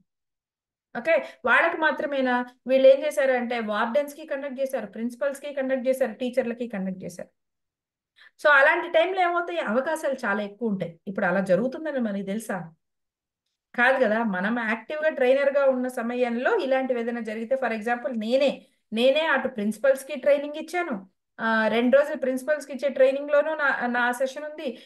వార్డెన్స్ కి ఇటు సంగారెడ్డి తీసుకెళ్ళి అక్కడ వార్డెన్స్ కి సెషన్ ఇచ్చాను, పిల్లలకి సెషన్స్ ఇచ్చాను, టీచర్స్ కి సెషన్ ఇచ్చాను. ఏది ఈ ఒక్క సందర్భంలోనే మొత్తం 4 కేటగిరీలకి సెషన్స్ ఇచ్చాను నేను. అంటే సెషన్స్ ఇచ్చే అవకాశం వచ్చింది. దానివల్ల ఏమైంది, అన్ని కోణాలు తెలిసాయి నాకు. ఎందుకంటే అసలు సూసైడ్ చేసుకుంటారు పిల్లలను వార్డెన్స్ తో మాట్లాడినప్పుడు, వార్డెన్స్ కొంత పర్స్పెక్టివ్ ఇస్తారు, ప్రిన్సిపల్స్ కొంత పర్స్పెక్టివ్ ఇస్తారు, టీచర్స్ కొంత పర్స్పెక్టివ్ ఇస్తారు, పిల్లలు కొంత పర్స్పెక్టివ్ ఇస్తారు. ఇప్పుడు నాకేమైంది, దానివల్ల ఒక 360 degrees యాంగిల్ వచ్చింది. ఇవి ఫర్దర్ గా నాకు అవకాశాలు మరింత పెంచడానికి ఉపయోగపడుతుంది. ఇప్పుడు ఇలాంటివి జరగడం నా కంట్రోల్లో ఉంటుందా? ఉండదు. కానీ జరిగే పరిస్థితులు బట్టి మనకు అవకాశాలు అనేవి పెరుగుతూ ఉంటాయి అన్నమాట. సో ఇలా చేసే సందర్భంలో నేను చాలా ట్రావెల్ చేయాల్సి వచ్చింది, టకటక ఇటు ఇటు చాలా తిరిగేయాల్సి వచ్చింది. ఓకే, దీనివల్ల మేబీ ప్రీ ఆక్యుపైడ్ సెషన్స్ మరి ఏమైనా ఉంటే అవి క్యాన్సిల్ చేసుకోవడము, ఇలా కొన్ని ఛాలెంజెస్ కూడా ఉంటాయి సడన్ గా. ఓకే, లేకపోతే నా ఫ్యామిలీ పరంగా నేను ఆల్రెడీ కమిట్ అయిన ఫంక్షన్స్ ఏవో ఉంటాయి, ఇలాంటి సందర్భాలు వచ్చినప్పుడు మనం మానుకోవాల్సి వస్తుంది. ఇలాంటి ఛాలెంజెస్ కూడా ఉంటాయి. సో ఇవన్నీ నా చేతుల్లో ఉండవు, నా కంట్రోల్లో ఉండవు, నాకు తెలియవు. కానీ ఉండే అవకాశం మాత్రం ఉంటుంది, ఆ ఛాలెంజెస్ మాత్రం ఉంటాయి అన్నమాట. ఇవన్నీ ఒక క్లారిటీ మనకి వస్తుంది. ఇప్పుడు దేని వల్ల ఉపయోగం అండి అంటే, ఇందాక చెప్పినట్టు శరత్ గారు ఆల్రెడీ ఉద్యోగంలో ఉన్నారు. ఇప్పుడు ఆయన ట్రైనర్ అవడానికి అవకాశాలన్నీ రాసుకున్నారు, బాగుంది. నేను నిజామాబాద్ లాంటి చోట ఉన్నాను, నాకు మంచిగా ఇక్కడ అక్కడ పరిచయాలు చేసుకొని కొంత రియల్ ఎస్టేట్, అప్పుడప్పుడు టీచర్లు, అప్పుడప్పుడు స్టూడెంట్స్, ఇవన్నీ సెషన్స్ ఇచ్చుకోవచ్చు. బాగుంది. నెలకు 2 సెషన్లు ఇచ్చినా కూడా, లేదా వారానికి 1 సెషన్ ఇచ్చినా కూడా నాకు మంచిగా మైలేజ్ బాగానే ఉంటుంది అని ఇట్లా అంతా ఆయనకి అవకాశాలు కనిపిస్తున్నాయి. కానీ ఏమవుతుంది, ఆల్రెడీ ఆయన ఏదైనా ఉద్యోగంలో ఉన్నారు అనుకున్నాం. ఫర్ ఎగ్జాంపుల్ ఆయన 9 to 6 జాబ్ లో ఉన్నారు, ఎక్కడైనా వారం అంతా ఆయన ఆ జాబ్ లోనే ఉన్నారు అనుకోండి. మరి బయట సెషన్స్ ఎప్పుడు ఇస్తారు అంటే, సెషన్ వచ్చినప్పుడల్లా ఆయన సెలవు పెట్టుకోవాల్సి వస్తుంది. ఇంతటి కేసు నెలకి ఎన్ని సెలవులు పెట్టుకుంటారు? ఇలాంటి ఛాలెంజెస్ ఉంటాయి కదా. అలా అని ఈయన ఆదివారం నాడు ఖాళీగా ఉన్నారు కదా, ఆదివారం నాడు పిల్లలు ఎక్కడ ఉంటారు? స్కూళ్ళలో ఉంటారు కదా. ఆదివారం నాడు ఎంప్లాయీస్ రమ్మంటే అరేంజ్ చేసే ఆర్గనైజేషన్స్ ఎన్ని ఉంటాయి? టీచర్లు ఎవరు వస్తారు? ఇలాంటి కొన్ని ఛాలెంజెస్ కూడా ఉన్నాయి కదా. ఇప్పుడు ఇవన్నీ వేసుకుంటే అప్పుడు ఆయన క్లారిటీ ఆయనకు వస్తుంది, ఎలా మనం దీన్ని మేనేజ్ చెయ్యాలి అని, రైట్? సో ఈ స్వాట్ వేసుకునేటప్పుడు అంటే, ఇది యాక్చువల్గా ఎంబీఏలో టాపిక్ ఉంటుంది. మీ ఎంబీఏ చదివిన వాళ్ళు ఎవరైనా ఉంటే వాళ్ళకు ఉంటుంది ఈ టాపిక్, స్వాట్ అనాలిసిస్ అనేది. ఎందుకంటే ఇది ఆర్గనైజేషనల్ టాపిక్. యాక్చువల్గా ఆర్గనైజేషన్స్ అంటే పెద్ద పెద్ద కంపెనీస్లో, వాటిలో మేనేజర్స్ లెవెల్స్లో స్టేక్ హోల్డర్స్, డెసిషన్ మేకర్స్ ఎవరైతే ఉన్నారో వాళ్ళ టార్గెట్ పెంచుకుంటూ ఉంటారు కదా, వాళ్ళు టార్గెట్లు పెట్టుకుంటూ ఉంటారు కొత్తగా 6 నెలలకు ఒకసారి, సంవత్సరానికి ఒకసారి. ఆ టార్గెట్ డిసైడ్ అయిన తర్వాత ఆ టార్గెట్ చేరడానికి కంపెనీ పరంగా వాళ్ళకున్న బలాలు ఏంటి, బలహీనతలు ఏంటి, మార్కెట్ పరంగా వాళ్ళకున్న అవకాశాలు ఏంటి, వాళ్ళకున్న అవరోధాలు ఏంటి అనేది రాసుకొని, దాన్ని బట్టి వాళ్ళ యాక్షన్ ప్లాన్, ఏ జనాల్ని దేనికి ఎక్కడెక్కడ ఇంక్లూడ్ చేయాలి, ఏ రోల్స్ వాళ్ళని, ఏ పనులు వాళ్ళకి అసైన్ చేయాలి, ఎలాంటి డ్యూటీస్ చేయాల్సి ఉంటుంది, ఎవరెవరు ఎలాంటి రిపోర్టింగ్ ఇవ్వాల్సి ఉంటుంది, ఇవన్నీ కూడా వాళ్ళు స్ట్రాటజీ మొత్తం తయారు చేస్తారనమాట. ఆ స్ట్రాటజీ తయారు చేసుకోవడం కోసం మేనేజర్ లెవెల్స్ లో, లీడర్స్ లెవెల్లో వేసుకునే వాళ్ళు స్వాట్ అనాలిసిస్. దాన్ని స్లోగా మనం ఏంటంటే పర్సనాలిటీ డెవలప్మెంట్ లో అండ్ ఆర్గనైజేషన్ డెవలప్ అవుతున్నప్పుడు పీపుల్ కూడా డెవలప్ అవ్వాలి కాబట్టి, పీపుల్ డెవలప్ అయిన తర్వాత మనకి ఇది పర్సనల్ గా కూడా మనం ఇండివిజువల్ గ్రోత్ కోసం కూడా ఈ స్వాట్ అనాలిసిస్ అనేది వేసుకోవడం జరుగుతుంది. అంటే ఈ టూల్ మనం కూడా వాడటం జరుగుతుంది. ఈ టూల్ మనం వాడుతున్నప్పుడు మనం ఎలా వేసుకుంటాం, స్ట్రెంగ్స్ అంటే బలాలలో మనకున్న నైపుణ్యాలు ఏంటి, మనకున్న ఎక్స్పీరియన్స్ ఏంటి, మన నాలెడ్జ్ ఏంటి, దానికి సంబంధించి మనకున్న వనరులు ఏంటి. ఓకే, ఇవన్నీ మన బలాల కిందకు వస్తాయి. వనరులు ఏంటి, ఫర్ ఎగ్జాంపుల్ మీలోనే ఎవరో ఒకళ్ళు ఒక ఫుడ్ బిజినెస్ ఏదో స్టార్ట్, ఇప్పుడు రాజేష్ భాస్కర్ గారు ఉన్నారు. రాజేష్ భాస్కర్ గారు ఆల్రెడీ ఏదో ఉద్యోగంలో ఉన్నారు. ఓకే, ఆయన ఇప్పుడు ఏం చేశారంటే మంచిగా కోకోనట్ వాటర్ బేస్డ్ మీద ఓ మంచి వండర్ఫుల్ లిక్విడ్ ఒకటి ఒక మంచి డ్రింక్ ఒకటి తయారు చేశారు. ఓకే, బాగుంది, తయారు చేశారు, వాళ్ళ ఇళ్ళ దగ్గర అక్కడ అమ్ముతుంటే చాలా బాగుందండి అని అన్నారు. సో స్లోగా ప్యాక్డ్ ఇది కూడా తయారు చేశారు. ఇప్పుడు ఆయన దాన్ని ఒక బిజినెస్ రూపంలో లాంచ్ చేయాలనుకుంటున్నారు. ఓకే, ఇప్పుడు ఆయన గోల్ క్లియర్ అయిపోయింది కదా. గోల్ ఏంటి అంటే ఆయన ప్రొడక్ట్ని తో ఆయన బిజినెస్ చేయాలనుకుంటున్నారు, అది ఆయన గోల్. ఇప్పుడు దాన్ని బిజినెస్ రూపంలో మార్చుకునేటప్పుడు ఆయన తన కోసం వేసుకునే స్వాట్ అనాలిసిస్ వేసుకుంటున్నారు అనుకున్నారు. ఇప్పుడు స్ట్రెంగ్స్ ఏమవుతాయి, అసలు ఆ ప్రొడక్ట్ మీద ఆయనకున్న అవగాహన ఏంటి, ఓకే, ఓ కంపెనీ ఎలా నడపాలి అంటే అసలు ఇన్వెస్ట్మెంట్ ఎలా కావాలి, కొబ్బరి నీళ్ళ కోసం ఎక్కడి నుంచి వనరులు కిందంటే కొబ్బరి నీళ్ళ కోసం ఆయన ఏ ఏ తోటలు వాళ్ళతో మాట్లాడుకుంటారు, రెగ్యులర్ గా ఆయనకి ప్రొడక్ట్ అంటే గ్యాప్ రాకుండా ఉండే విధంగా, క్వాలిటీ ఒకేలాగా మెయింటైన్ అయ్యే విధంగా ఎవరెవరి దగ్గర నుంచి ఆయన మాట్లాడుకుంటారు, ఎక్కడి నుంచి తెచ్చుకుంటారు, అసలు ఫుడ్ రిలేటెడ్ అసలు బిజినెస్ రిలేటెడ్ ఆయనకి అంతకుముందు ఏదైనా ఒక అవగాహన ఉందా, దాన్ని ఎలా వేస్తున్నారు. ఇప్పుడు మనం 10 రూపాయలు పెట్టి ఒక కూల్ డ్రింక్ కొంటున్నామంటే అది తయారు చేయడానికి వాళ్ళకి పడే ఖర్చు యాక్చువల్గా 80 పైసలు. ఈ పెప్సీయో మనం కోకోకోలానో చూస్తే మనం 10 రూపాయల కూల్ డ్రింక్ కొంటున్నామంటే అది తయారవడానికి వాళ్ళకి పట్టే ఖర్చు ఎంత అంటే 80 పైసలే. ఆ పైన ఖర్చు అంతా ఏంటి, వాళ్ళకి అడ్వర్టైజ్మెంట్, బాటిలింగ్, మార్కెటింగ్, ట్రాన్స్పోర్టేషను, డిస్ట్రిబ్యూటర్లకు వచ్చే డబ్బులు, షాపుల వాళ్ళకి వచ్చేవి, ఇవన్నీ కలుపుకొని అది 80 పైసల ప్రొడక్ట్ 10 రూపాయలకి వాళ్ళు అమ్మితే తప్ప ఆ కంపెనీ లాభాల్లో ఉండదు. ఇన్ దట్ కేస్ ఇప్పుడు ఈయన తయారు చేస్తున్న కోకోనట్ వాటర్కి అసలు ముడికి సరుకుగా ఈయన ఒక 100 మిల్లీలీటర్ అదే తయారు చేస్తుంటే, ఇన్ దట్ కేస్ 100 మిల్లీలీటర్లు తయారు చేయడానికి ఎంత పడుతుంది, దానికి ఎంత ఖర్చు వేయాలి, ఇందులో ఎవరెవరిని ఇన్వాల్వ్ చేయాలి, దాని ప్యాకేజింగ్ ఎంత, ట్రాన్స్పోర్టేషన్ ఎంత, అసలు ఇదంతా ఎలా రాసుకోవాలి, ఇదంతా ఆయనకు ఐడియా ఉందా లేదా, ఇవన్నీ కూడా స్ట్రెంగ్స్ కిందకి వస్తాయి. ఐడియా ఉందనుకోండి చకచక ఆయన ఆ ప్రోడక్ట్ ని లాంచ్ చేయగలరు. ఒకవేళ అవన్నీ తెలియకపోతే ఆ నాలెడ్జ్ లేకపోవడం ఆయన వీక్నెస్ అవుతుంది. లేదా ఆయన బ్రహ్మాండమైన ప్రోడక్ట్ చేశారు కానీ ఇవన్నీ లాంచ్ చేయడానికి ఆయన దగ్గర ఏమీ పెట్టుబడికి డబ్బులు ఏం లేవు, లేదు ఇవన్నీ చేయడానికి వ్యక్తులు లేరు, ఆయన ఒక్కళ్ళే ఉన్నారు. ఆయనే కొబ్బరి బొండాలు కొట్టుకొని, ఆయనే లారీలో కొబ్బరి బొండాలు వేయించుకొని, ఆయనే దింపుకొని, ఆయన కొబ్బరి నీళ్ళు కొట్టుకొని, ఆయనే లిక్విడ్ తయారు చేసుకొని, ఆయనే బాటిల్లో పోసుకొని చేసుకుని ఎప్పటికైనా బిజినెస్ ఎప్పటికి తీరేనది. సో వ్యక్తులు లేకపోవడం, ఒక ఒక ఒక ఆర్గనైజేషన్ సంస్థ రూపంలో దాన్ని మార్చడానికి ఆయనకు వనరులు లేకపోవడం, డబ్బులు లేకపోవడం, లేదా కాంటాక్ట్స్ లేకపోవడం, ఇవన్నీ కూడా ఆయన బలహీనతలు కావచ్చు. లేదు ఇవన్నీ చేయగలననే ఒక ధైర్యం లేకపోవడం, లేదు ఇవన్నీ వచ్చు కానీ 10 మందిలో తన ప్రోడక్ట్ తీసుకెళ్ళాలి, ఎలా మార్కెట్ చేయాలి అనే ఒక మాట్లాడే విధానం, ఓకే, ఆ కమ్యూనికేషన్ స్కిల్ లేకపోవచ్చు, ఆ స్కిల్ లేకపోవడం ఒక వీక్నెస్ అవుతుంది. ఇవన్నీ కూడా బలహీనతలు అన్నమాట. ఇవన్నీ స్వతహాగా ఆయనకు ఉండే బలహీనతలు, ఆయనకు మాత్రమే ఉండే బలహీనతలు ఆయన రాసుకుంటారు.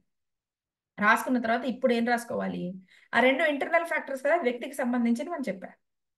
ఇప్పుడు నెక్స్ట్ ఏమొస్తాయి, ఎక్స్టర్నల్ ఫ్యాక్టర్స్. అసలు ఇలాంటి ఒక ప్రోడక్ట్ మార్కెట్లో క్లిక్ అవ్వడానికి ఉన్న అవకాశాలు ఏంటి, ఎందుకంటే ఇప్పుడు ఆల్రెడీ హెల్త్ పరంగా చాలా అవగాహన వచ్చేసింది కదా. ఎవరిని ఇప్పుడు కూల్ డ్రింక్లు అవి తాగమంటే కూడా అమ్మో దాంట్లో బోల్డ్ షుగర్ ఉంటుందని, అవన్నీ ఉపయోగం లేదనో, అవన్నీ కడుపుకు మంచిది కాదనో, చాలా వరకు కూడా ఇప్పుడు చక్కటి అవగాహన వచ్చేసింది. షుగర్ గురించి చాలా మంది ఆలోచిస్తున్నారు. We are not taking sugar content, lot of people are actually avoiding sugar content. మహా అయితే ఓ టీయో కాఫీయో తప్ప, ఎక్స్క్యూజ్ ఓ టీయో కాఫీయో తప్ప ఎక్కువ షుగర్ తీసుకోవడానికి చాలా మంది ఉపయోగపడట్లేదు. అలాంటి కేసులో కొబ్బరి బొండాలు కొబ్బరి నీళ్ళతో చేయడం అనేది వెరీ గుడ్ ఆప్షన్ కదా. In that case health awareness ఉన్న ఎవరైనా సరే హ్యాపీగా దాన్ని ఆ అవకాశాన్ని వాళ్ళు అందిపుచ్చుకునే ప్రయత్నం చేస్తారు. సో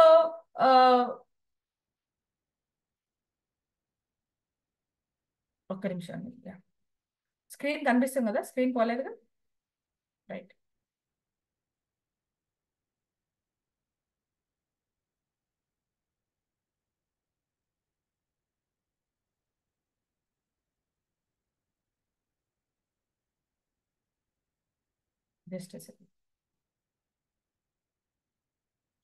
ఇన్ దట్ కేస్ వాళ్ళు ఆ అవకాశాలు ఏంటి, అవరోధాలు ఏంటి అనేది రాసుకోవాలి. ఇప్పుడు ఆ మార్కెట్లో దానికి ఉన్న అవకాశాలు ఏంటి, ఓకే.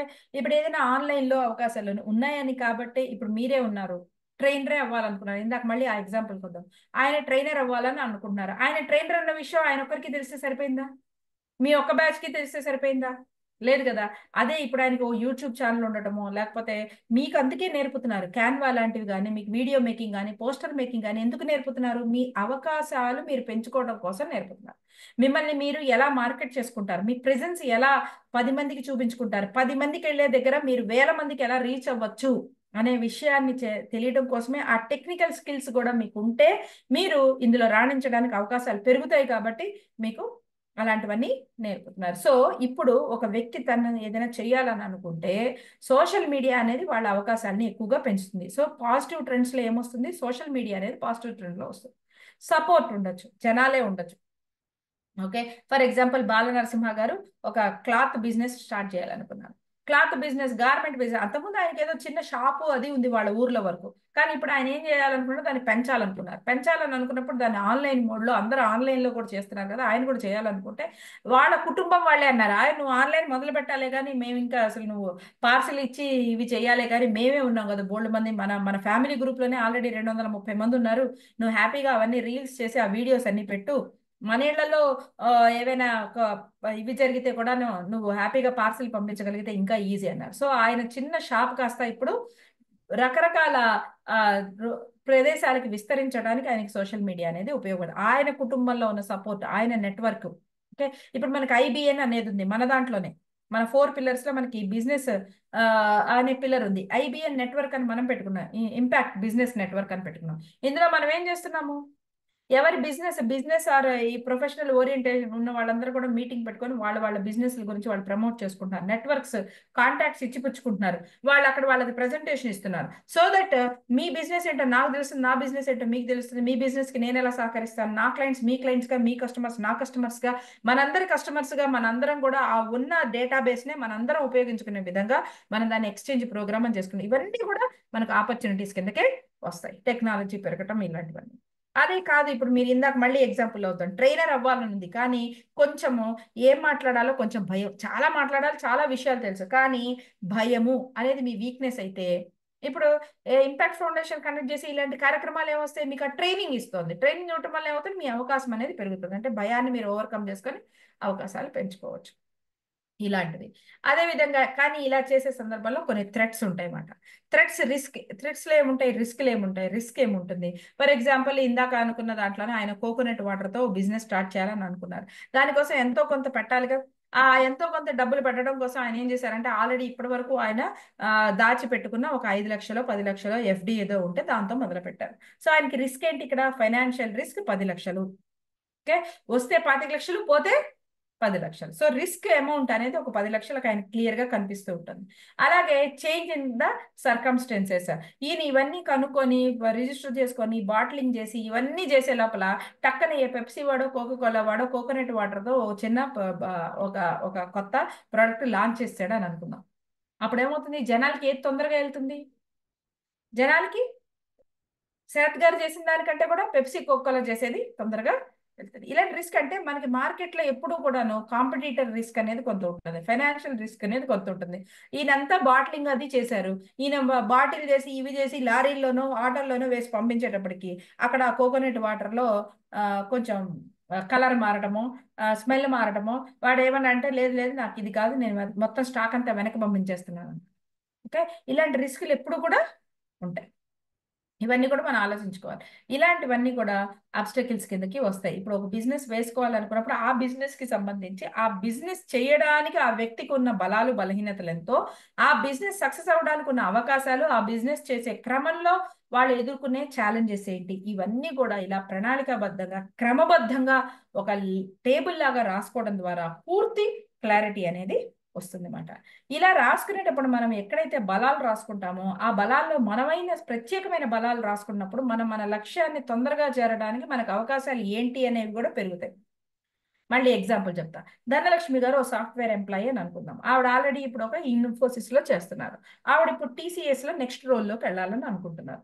TCS లో నెక్స్ట్ రోల్లో వెళ్ళాలనుకున్నప్పుడు ఆ రోల్ కోసం అందరూ ప్రయత్నిస్తారుగా, చాలా మంది ప్రయత్నిస్తారుగా.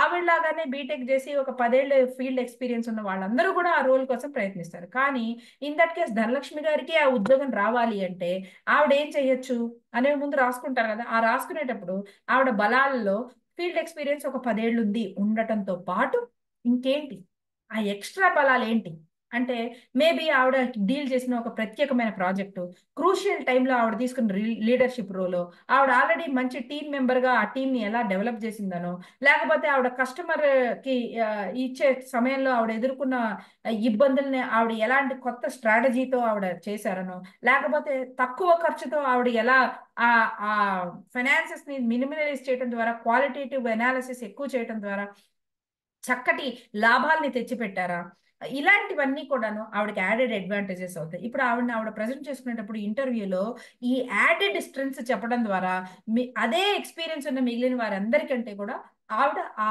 రోల్ తీసుకోవడానికి ఎక్కువ అవకాశాలు పెంచుకున్న వారుగా అవుతారు. ఓకే, ఇలా చేసుకునే సందర్భాల్లో కొన్ని వీక్నెసెస్ ఆవిడ గమనించవచ్చు. ఏంటి ఆ వీక్నెసెస్? మేబీ ఇప్పుడు ఆవిడ ఇన్ఫోసిస్ లో చేస్తున్నప్పుడు complete work from home option ఉంది, కానీ టీసీఎస్ లోకి వెళ్ళాలి అంటే వాళ్ళు కనీసం నెలకి 12 రోజులు రావాలి, ఆఫీస్కి రావాలి అన్న రూల్ ఏదైనా పెడుతున్నారు అని అనుకుంది. ఓకే, ఇన్ దట్ కేస్ పెట్టే పరిస్థితి అక్కడ ఉంటే ఈవిడకి వీక్నెస్ అంటే ఈవిడ మీద ఆధారపడి చంటి పిల్లలో పెద్దవాళ్ళు ఎవరో ఉన్నారని అనుకుందాం. వాళ్ళు ఉన్నా కూడా ఇప్పుడు ఆవిడ ఉద్యోగం చక్కగా నిరాఘాటంగా జరిగిపోతుంది. కానీ ఒకవేళ వెళ్లాల్సి వస్తే, సో ఆవిడ మీద ఆధారపడిన పిల్లలు మరొకటో లేకపోతే దూరంగా ఉండటము, రోజు వెళ్ళి రావాల్సిన కన్వీనియన్స్, ఇవన్నీ ఇబ్బందులు కావచ్చు. ఇవన్నీ ఆవిడ బలహీనతల్లోకి వస్తాయి. అంటే ఆ రోల్ తీసుకోవడానికి ఆవిడ బలహీనతలు కాదు, ఆ రోల్ తీసుకోవడానికి ఆవిడకుండే బలహీనతలుగా వస్తాయి. రైట్. అదే ఆపర్చునిటీస్ లో ఆవిడ ఏం చూస్తారు? ఇప్పుడు నేను ఇన్ఫోసిస్ నుంచి టీసీఎస్ లో వెళ్ళడం వల్ల నాకు వచ్చే యాడెడ్ థింగ్స్ ఏంటి, ఎంత హైక్ వస్తుంది, అక్కడ ఉన్న పాలసీస్ ఏంటి, నెక్స్ట్ రోల్ కి నాకు ప్రమోషన్ ఎలా వస్తుంది, దానివల్ల నా కెరీర్ గ్రోత్ ఎలా ఉంటుంది, ఇలాంటివన్నీ కూడా ఆవిడకి అవకాశాలు అన్ని చూసుకుంటారు. ఫ్యూచర్ గా ఎలా ఉంటుంది అనే అవకాశాలు రాసుకుంటాను. రాసుకునేటప్పుడు ఛాలెంజెస్ కూడా రాసుకుంటాను.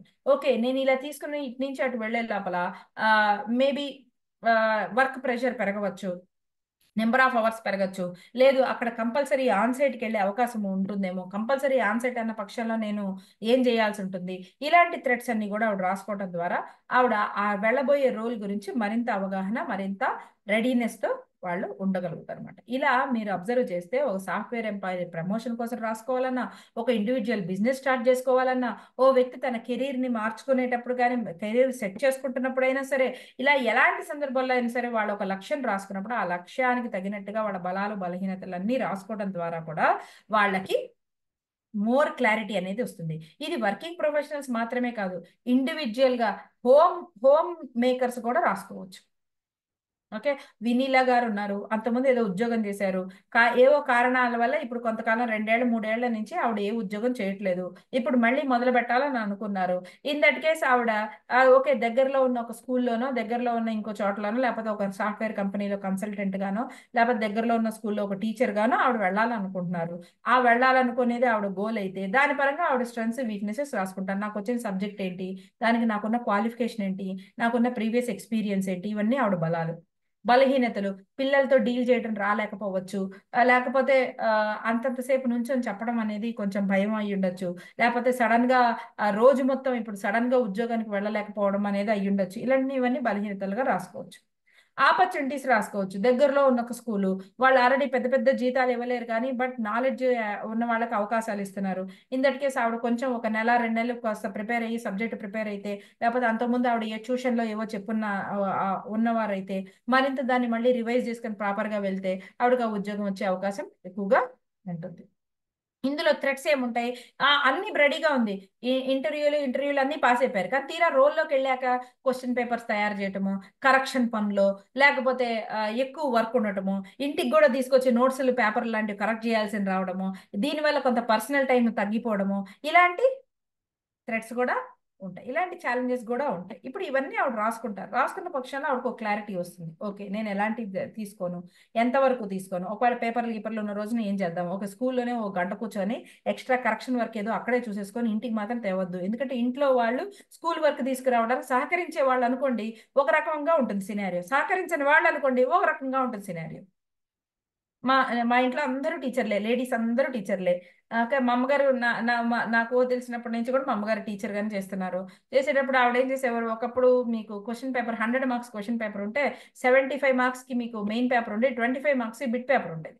సో ప్రతి దసరా సెలవుల్లో మా పని ఏంటంటే ముందు బిట్ పేపర్లు తీసుకొని కరెక్షన్ చేసేవాళ్ళం నేను మా అన్నయ్య. సో దాని ద్వారా మా అమ్మకు కొంచెం పని తగ్గేది. మా అమ్మ కీ ఇచ్చేసి 25 మార్క్స్ బిట్ పేపర్ మేము ఆ పెన్సిల్తో ముందు చిన్నగా మాట, ఎందుకంటే టీచర్ కాకుండా మేము పెద్ద రెడ్ పెన్తో కరెక్షన్ చేయకూడదు కాబట్టి మా అమ్మ భయంకరమైన ప్రిన్సిపల్డ్ పర్సన్. సో అది చేయకూడదు కాబట్టి ఆవిడకు సహకారంగా కొంచెం మేమేంటంటే చిన్న పెన్సిల్ తీసుకొని పక్కన వరకు కరెక్టా రాంగా చేసి ఆ టోటల్ ఎంత అనేది పెన్సిల్తో వేసేవాళ్ళం అనమాట. అది చూసి మా అమ్మ మళ్ళీ క్రాస్ చెక్ చేసుకుంటూ టక్టక్క కరెక్షన్ చేసేసి అది చేస్తే మళ్ళీ మాకు ఇస్తే మళ్ళీ ఈ పెన్సిల్ మార్కులన్నీ ఎరేజ్ చేసేవాళ్ళం అనమాట. సో ఇది వచ్చిన సపోర్ట్. అలా నేను పాఠాలు చెప్పడం అనేది నా 6th క్లాస్ నుంచి మొదలు పెట్టాను. సో నేను 6th క్లాస్లో ఉన్నప్పుడు మా అమ్మ 3rd క్లాస్ 4th క్లాస్ వాళ్ళ చేత నాకు మ్యాథ్స్ సైన్స్ చెప్పించేవారు. నేను ఒక క్లాస్ పెరిగితే నాకు ఒక క్లాస్ ట్యూషన్ చెప్పడానికి నాకు ఒక ప్రమోషన్ వచ్చేది అనమాట. అలా నేను 6th క్లాస్లో ఉన్నప్పటి నుంచి నేను పాఠాలు చెప్పడం మొదలు పెట్టాను. అంటే almost it is like from 95 or 95, okay 94 or 95. So అలా 94, 95 లెక్కేసుకుంటే ఇప్పుడు 2024కి నాకు టీచింగ్ ఎక్స్పీరియన్స్ ఎంత ఉంటుందో ఆలోచించుకోండి. ఆన్ పేపర్ నేను పీజీ అయిపోయిన తర్వాత అనేది ఒక 12 ఏళ్ళు 13 ఏళ్ళు కనిపించవచ్చు, కానీ నేను నా 6వ సంవత్సరం నుంచి నేను పాఠాలు చెప్పడం మొదలు పెట్టాను. ఎలా అంటే నేను ఒక స్కూల్లో చదువుకునేదాన్ని, మా అమ్మ ఒక స్కూల్లో చేసేవారు. సో నేను మా స్కూల్ నుంచి ఒక చోటుకు వచ్చి మా అమ్మగారు ఆవిడ స్కూల్ నుంచి ఒక చోటుకు వస్తే ఒకరి ఇంటి అరుగు మీద మేము ఫస్ట్ ఒక సెట్ ట్యూషన్లు చెప్పేవాళ్ళు. అప్పట్లో ఈ ప్రాథమిక మాధ్యమిక ఇవి హిందీ బాగా చదివేవాళ్ళు. సో వాళ్ళ అరుగు మీద మేము ఒక సెట్ ఆఫ్ స్టూడెంట్స్ కి వాళ్ళకి ట్యూషన్లు చెప్పి మళ్ళీ అక్కడి నుంచి నడుచుకుంటూ మా ఇంటికి వెళ్ళే లోపల మళ్ళీ జనరల్ ట్యూషన్స్ వాళ్ళు హిందీ వాళ్ళు ఆల్రెడీ మా ఇంట్లో మా సందులో వాళ్ళు వెయిట్ చేస్తూ ఉండేవాళ్ళు అనమాట. ఆల్రెడీ పిల్లలు వచ్చేసి కూర్చొని చేసేవారు. విచిత్రం ఏంటంటే అంటే లైఫ్ మీకు ఎలా చూపిస్తుందంటే ఎవరి అరుగు మీద అయితే మేము కూర్చొని ఈ పాఠాలు చెప్పుకునే వాళ్ళమో ఇప్పుడు వాళ్ళు మాకు అరుగు అద్దెకి అంటే వాళ్ళు మాకు ఎలా చేస్తున్నారు కదా, ఆ వారం మేము వాళ్ళ పిల్లలకి ఫ్రీగా చెప్పేవాళ్ళం అనమాట. వాళ్ళ ఇద్దరు పిల్లలు, అమ్మాయి అబ్బాయి, శిరీష శ్రీకాంత్ అని ఇద్దరు ఉండేవారు అనమాట. ఆ శిరీషకి శ్రీకాంత్కి మాత్రం ఫ్రీ. వాళ్ళు ట్యూషన్ ఎగ్జామ్ ఫీజు ఒకటి కట్టుకుంటే చాలు, క్లాసెస్ ఫ్రీ అనమాట. జీవితం మనకి ఎలాంటి సర్కిల్ చూపిస్తుందంటే ఇప్పుడు ఆ శిరీష వాళ్ళ పెద్దత్త గారు మన ఇంపాక్ట్ లో ఫ్యామిలీ మెంబర్ అన్నమాట. ఆవిడ మన మాధవి మేడం టీమ్ మెంబర్. ఆవిడ ఎలాగనో పట్టించుకొని, మేడం మీకు శిరీష తెలుసా అంటే, శిరీష ఎందుకు తెలియదండి, వాళ్ళ అరుగు మీద మేము ట్యూషన్ చెప్పుకునే వాళ్ళం అంటే, అవునండి ఇప్పుడు ఆవిడ మా బావగారి కోడలు అని చెప్పింది. అంటే life will give you full circle. So ఆమె ఇలా ఏదో సెషన్లో చూసి నన్ను చెప్పి, అక్క నాకు తెలుసు వీళ్ళు మా ట్యూషన్ చెప్పేవాళ్ళు అని. So that is how life will give you lot of surprises. నాకు చాలా సంతోషం అనిపించింది. అప్పుడు నుంచి అంటే ఆ వయసు నుంచి ట్యూషన్లు చెప్పడం అనేది మొదలు పెడితే, ఎందుకు చెప్తున్నాను ఇదంతా అంటే మనకి ఎక్స్పీరియన్స్ బట్టి కూడా మన బలాలు అనేవి పెరుగుతూ ఉంటాయి కదా. ఓకే, ఇలా సపోర్ట్ సిస్టమ్ అనేది ఒకవేళ ఉంటే, సపోర్ట్ సిస్టమ్ కోసం చెప్తున్నాను. సో నేను 6th క్లాస్ నుంచి అలా ట్యూషన్లు చెప్పి నేను ఎన్ని సంవత్సరాలు అయినా సరే నాకు ఒక ప్రమోషన్ వస్తూ ఉండేది. నా ఎక్స్పీరియన్స్ బట్టి నాకు ప్రమోషన్ వస్తూ ఉండేది. చివరికి నేను ఎట్లా తయారయ్యానంటే సప్లిమెంటరీ పాస్ ఎక్స్పర్ట్ అన్నమాట. అంటే ఎవరికి ఏ సబ్జెక్ట్ పోయినా 10th క్లాస్ పోతే వాళ్ళు నా దగ్గరకు వస్తే సెప్టెంబర్కి నేను వాళ్ళని పాస్ చేయిస్తాను. ఎలా చేయిస్తాము అంటే అక్కడికి ఎక్స్పర్టీజ్. అప్పుడు క్వశ్చన్ పేపర్లు ఎలా చూడాలి, క్వశ్చన్ పేపర్లు ఓల్డ్ క్వశ్చన్ పేపర్స్ని ఎలా అనలైజ్ చేసి వాళ్ళ చేత ఎలాంటి ఇంపార్టెంట్ క్వశ్చన్స్ ఎలా బట్టి వేస్తే, లేకపోతే రుద్దిస్తే, లేదా మళ్ళీ ఎక్స్ప్లెయిన్ చేస్తే వాళ్ళు ఖచ్చితంగా పాస్ అయ్యే విధంగా ఒక ఎక్స్పర్టీజ్ అనేది అలవాటైంది అనమాట. సో వాళ్ళు ఏ సబ్జెక్ట్ అయినా ఫెయిల్ అయినవ్వండి, ఆ ఫెయిల్ అయిన సబ్జెక్టులు వాళ్ళు ఏప్రిల్ వాళ్ళ రిజల్ట్స్ వచ్చేసావు కదా, నా దగ్గరికి వస్తే ఏప్రిల్ ఇచ్చేస్తే మే జూన్ జూలై ఆగస్టు వాళ్ళ చేత చెప్పేసి సెప్టెంబర్కి మళ్ళీ వాళ్ళు రాసుకుంటే ఖచ్చితంగా పాస్ అయ్యేవాళ్ళు. అలా సప్లిమెంటరీ పాస్ అయ్యే ఎక్స్పర్ట్గా తయారయ్యారనమాట. ఇది నాకు కొంత సైడ్ ఇన్కమ్ ఇచ్చేది. ఓకే, సో ఇదంతా ఎందుకు చెప్తున్నాను, మన బలాలను మనం గుర్తించగలిగితే అది మనకి ఎన్నో అవకాశాలని అందిపుచ్చింది అవుతుంది. రైట్. సో నేను టీచింగ్ ప్రొఫెషన్కి వెళ్ళే టైంకి I was already A wonderfully trained, technically strong teacher. Already నేను ఫిజిక్స్ టీచర్గా నా కెరీర్ స్టార్ట్ చేసేటప్పటికే నాకు ఈ ఎక్స్పీరియన్స్ అంతా ఉపయోగపడుతుంది. ఎందుకు ఉపయోగపడుతుంది, మీకు ట్యూషన్లు చెప్పేటప్పుడు రకరకాల స్కూళ్ళ నుంచి రకరకాల పిల్లలు వస్తారు. ఒకటే టైప్ ఆఫ్ పిల్లలు ఉండరు.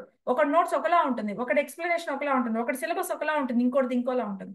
ఒక పిల్లాడి ఐక్యూ బాగుంటుంది, ఒక పిల్లాడు స్లో ఉంటాడు, ఒక పిల్లాడు 3rd ర్యాంక్లో ఉండి 1st ర్యాంక్ రావడం కోసం మన ట్యూషన్ చేరతాడు, ఒకడు ఫెయిల్ అవుతూ పాస్ అవడం కోసం మన దగ్గరికి చేరతాడు.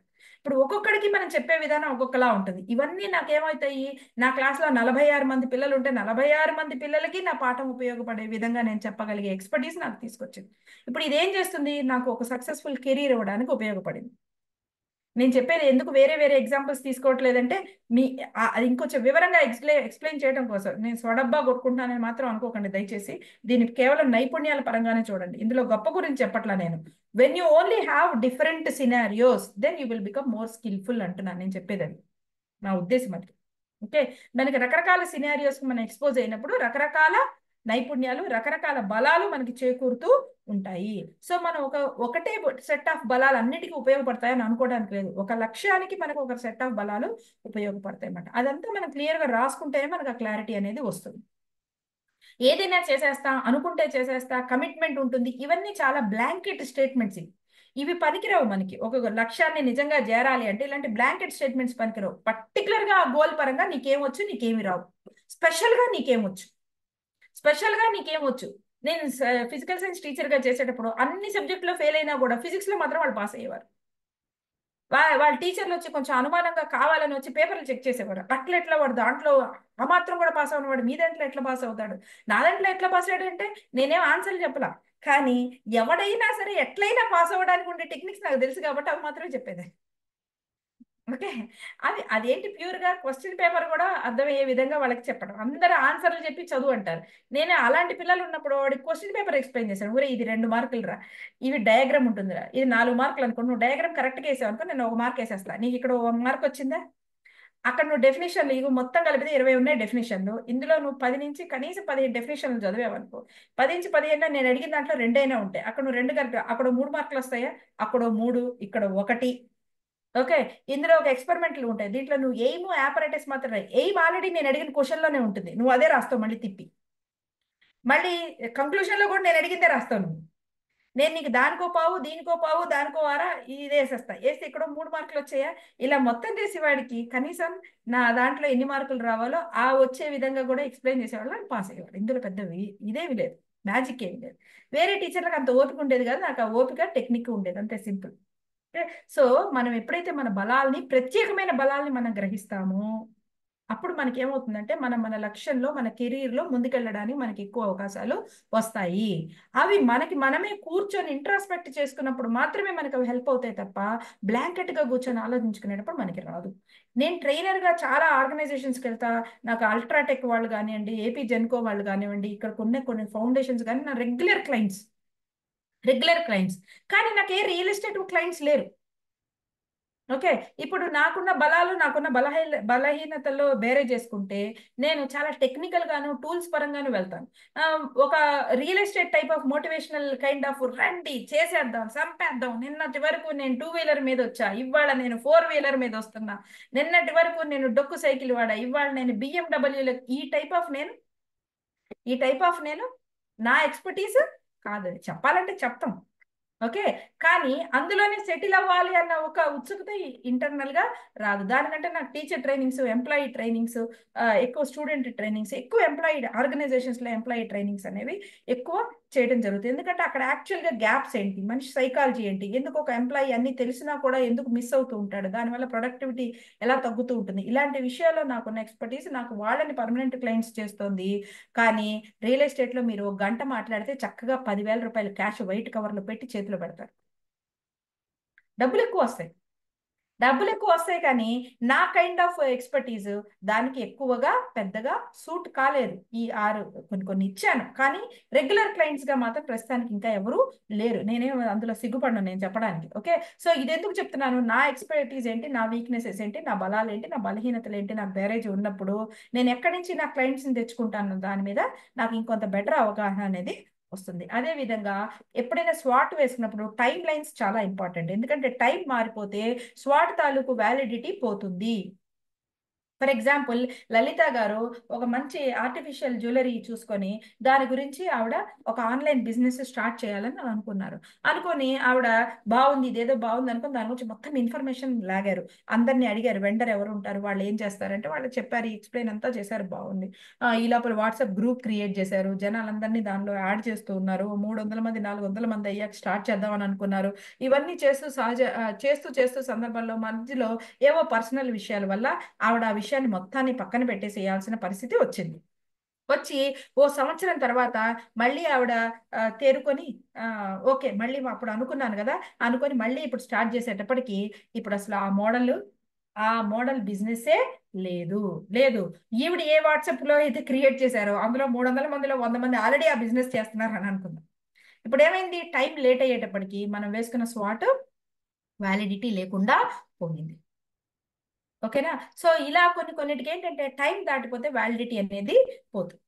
ఓకే, వీరమల్లి సంతోష్ గారు ఆయన ఏమనుకున్నారంటే ఒక కర్రీ పాయింట్ స్టార్ట్ చేద్దామని చూసుకున్నారు. కర్రీ పాయింట్ స్టార్ట్ చేసుకునే ముందు ఆయన జస్ట్ రిటైర్ అయ్యే ఒక 58, 56 ఏళ్ళ వయసులో ఉన్నప్పుడు, లేదా 58, 59 ఏళ్ళ వయసులో ఉన్నప్పుడు సరే మనం చూద్దాం ఇక్కడ దగ్గరలో చూస్తే ఏం కర్రీ పాయింట్ లాంటివి లేవు కదా అని అనుకుని ఆయన స్టార్ట్ చేద్దాం అనుకొని మొత్తం ఎలా చేయాలి, దాని బిజినెస్ ఏంటి, మోడల్ ఏంటి, ఎక్కడ పెట్టుకోవాలి, ప్లేస్ ఏంటి అంతా ఆలోచించుకున్నారు. కానీ మళ్ళీ వాళ్ళు ఎవరో అన్నారు ఏంటంటే వద్దు, ఇప్పుడు నువ్వు ఇంకా నీకు 1 year ఇది ఉంది కదా, వర్క్ ఉంది కదా, అది ఇది ఇబ్బంది పడిపోతారు అనవసరంగా. అలా కాదు, రిటైర్ అయిన తర్వాత సావకాశంగా రిటైర్మెంట్ డబ్బులు వస్తాయి కాబట్టి అందులో కొంత అమౌంట్ మన రిస్క్ అమౌంట్ గా తీసుకొని అప్పుడు మనం చేద్దామని చెప్పి సలహా ఇచ్చేటప్పటికి సర్లే అని ఆగారు. ఆయన ప్రశాంతంగా ఈ సంవత్సరం పాటు ఆయన ఉద్యోగం చేసుకుంటున్నారు. కట్ చేస్తే సంవత్సరం తర్వాత ఆయన వచ్చి చూస్తే ఆయన వీధిలో ప్రతి 4 ఏళ్లకి ఒక కర్రీ పాయింట్, ఒక హోటల్ ఏదో ఉందనుకోండి. ఇప్పుడు ఏమవుతుంది, ఆయన చేసిన స్పాట్ అంతా పనికొస్తుందా? పనికిరాదు, మారిపోతుంది. ఓకే, సో కానీ ఆయనకి ఫుడ్ బిజినెస్ ఇంకా చేయాలని ఉంది. అప్పుడు ఏం చేస్తారు, మార్చేసుకుంటారు, ఆయన ప్లాన్ మార్చేస్తారు, స్ట్రాటజీ మార్చేస్తారు. అంతకుముందు కర్రీ పాయింట్ అనుకుంటే ఇప్పుడు చాలా హోటల్స్ అవి వచ్చేస్తే ఇప్పుడు ఆయన ఏం చేయొచ్చు, ఆయన ఎవరైనా పచ్చళ్ళు పొళ్ళు తయారు చేసే వాళ్ళు ఎవరైనా ఉంటే వాళ్ళతో క్లిక్ అయ్యి ఆయన ఇవే హోటళ్లలో ఇవే కర్రీ పాయింట్లలో పర్మనెంట్ గా వాళ్ళ పచ్చళ్ళు పొళ్ళు లాంటివి కొని లాంటి దానికి మార్చేయచ్చు. అంటే ఆయనకున్న అభిరుచిని ఆయన తగ్గించుకోకర్లా, కానీ స్ట్రాటజీ మారిపోతుంది ఇక్కడ. ఓకే, సో ఇలా ఆయన ఎక్స్టెండ్ అదే ఫుడ్ బిజినెస్ ని ఇప్పుడు ఆయన ఒక ప్లేస్ అక్కర్లేదు, ఆయన కొలాబరేట్ అయితే సరిపోతుంది. అంతకుముందు ఆయన కర్రీ పాయింట్ పెట్టాలనుకుంటే ఆయన ఒక ప్లేస్ ని అద్దెకు తీసుకోవాలి, కానీ ఇప్పుడు మారిన పరిస్థితులను బట్టి మళ్ళీ ఆయన స్వాట్ వేసుకోవాలి, మళ్ళీ ఫ్రెష్ గా స్వాట్ వేసుకున్నప్పుడు ఇప్పుడున్న అవకాశాలు ఏంటి, ఇప్పుడున్న అవరోధాలు ఏంటి ఆయనకు అర్థమైపోతుంది. అవకాశాలు ఇంకా ఫుడ్ మీద జనాలకు ఇంట్రెస్ట్ ఉంది, ఓకే కరెక్టే, కానీ అవరోధాలు ఏమున్నాయి, ఆల్రెడీ చాలా కర్రీ పాయింట్లు హోటళ్ళు అవి ఉన్నాయి. ఇప్పుడు ఈ అవరోధాలు ఉన్నాయి కాబట్టి ఇప్పుడు ఆయన స్ట్రాటజీ మారిపోతుంది, ఆయన రూట్ మ్యాప్ మారిపోతుంది. అదే ఫుడ్ బిజినెస్ వినూత్నంగా చేసే ప్రయత్నం చేస్తారు. ఇప్పుడు ఆయన సొంతంగా ఓ ప్లేస్ అక్కర్లేదు, ఆయన ఆల్రెడీ ఉన్న హోటల్ వాళ్ళతోనూ కర్రీ పాయింట్ల వాళ్ళతో కొలాబరేట్ అయ్యి ఈయన పికిల్స్ ఏవో తయారు చేసి అవి అక్కడ పెడితే చాలు, వాడు కమిషన్ ఇస్తారు. అంటే 10 రూపాయల్లో నీకు 3 రూపాయలు, నువ్వు 3 రూపాయలు ఎంచుకో, నేను 7 రూపాయలు ఉంచుకుంటాను అనే విధంగా ఆయన మాట్లాడేసుకుంటే దానివల్ల ఆయనకి ఈసారి ఇన్వెస్ట్మెంట్ తగ్గుతుంది, రిస్క్ ఫ్యాక్టర్ తగ్గుతుంది. ఇలాగా ఆయనకి మార్కెట్ కూడా పెరిగే అవకాశం ఉంటుందన్నమాట. ఇలా మనం ఎప్పుడైతే టైం మారిపోయినప్పుడు స్వాట్ కూడా మార్చుకోకపోతే మన స్ట్రాటజీస్ మారవన్నమాట. ఇక్కడ నేను చూపించే ఎగ్జాంపుల్స్ మీరు దయచేసి స్క్రీన్ షాట్ తీసుకొని మీరు అనలైజ్ చేస్తే ఇప్పటి వరకు నేను చెప్పిన విషయాలు మరింత వివరంగా మీకు అర్థమవుతాయి. మొదటి ఆర్గనైజేషన్స్ వేసుకునే స్వాట్కి ఇక్కడ 2 ఎగ్జాంపుల్స్ ఉన్నాయి. మొదటిది కోకోకోలా వాళ్ళు ఈ హెల్త్ ఇండస్ట్రీలో మారిన ట్రెండ్స్ నేపథ్యంలో వాళ్ళ సేల్స్ ని వాళ్ళు ఇంకా ఎలాగా బెటర్ చేసుకోవాలన్న ఉద్దేశంలో వాళ్ళు రాసుకున్న స్వాట్ అది కోకోకోలా కంపెనీ వాళ్ళు. మీరు దాంట్లో మొదటి 2 కేటగిరీలు చూస్తే వీక్నెసెస్ అండ్ స్ట్రెంగ్స్ లో ప్రొడక్ట్ తాలూకు స్ట్రెంగ్స్ అండ్ వీక్నెసెస్ అంటే ఆ కోకోకోలాకు ఉండే టేస్ట్ కానీ, జనాలు దానికి అలవాటు పడిన విధానం కానీ, పార్టీ అనగానే కూల్ డ్రింక్స్ కోసం మనం సహజంగానే బై డిఫాల్ట్ వెళ్ళిపోతాము. ఒక జనరేషన్ మైండ్ సెట్ అంతా అలానే ట్యూన్ అయిపోయింది అన్నమాట. ఇవన్నీ వాళ్ళ బలాల కిందకు వస్తాయి. గ్లోబల్ లెవెల్లో వాళ్ళకున్న మార్కెటింగ్ కానీ, గ్లోబల్ లెవెల్లో వాళ్ళకున్న గుర్తింపు కానీ, ఇవన్నీ వాళ్ళ పాజిటివ్స్ అయితే. వీక్నెసెస్ లో ఏంటి, భయంకరమైన షుగర్ కంటెంట్. ఆల్రెడీ భయంకరంగా ఇప్పుడు వాళ్ళు ఎంత షుగర్ అంటే జనాలకి ఇప్పుడు భయం వచ్చింది. అలానే వాళ్ళు బెల్లంతో చేయగలరా వాళ్ళ కోకోకోలాని? చేయలేరు కదా. తాటి బెల్లంతో కోకోకోలా చేస్తే అది ఇంక కోకోకోలా అవ్వదు అది. ఓకే, సో ఇప్పుడు వాళ్ళ ప్రొడక్ట్ తాలూకు మొత్తం రూపురేఖలే మారిపోతాయి. అది వాళ్ళ వీక్నెస్, ఎందుకంటే they don't have any alternate recipes for that taste. ఇలా వాళ్ళ అంటే ప్రోడక్ట్ కి సంబంధించిన బలాలు బలహీనతలు రాసుకుంటారు. ఆపర్చునిటీస్ అండ్ థ్రెట్స్, అవకాశాలు అవరోధాల కింద ఏం రాసుకుంటారు.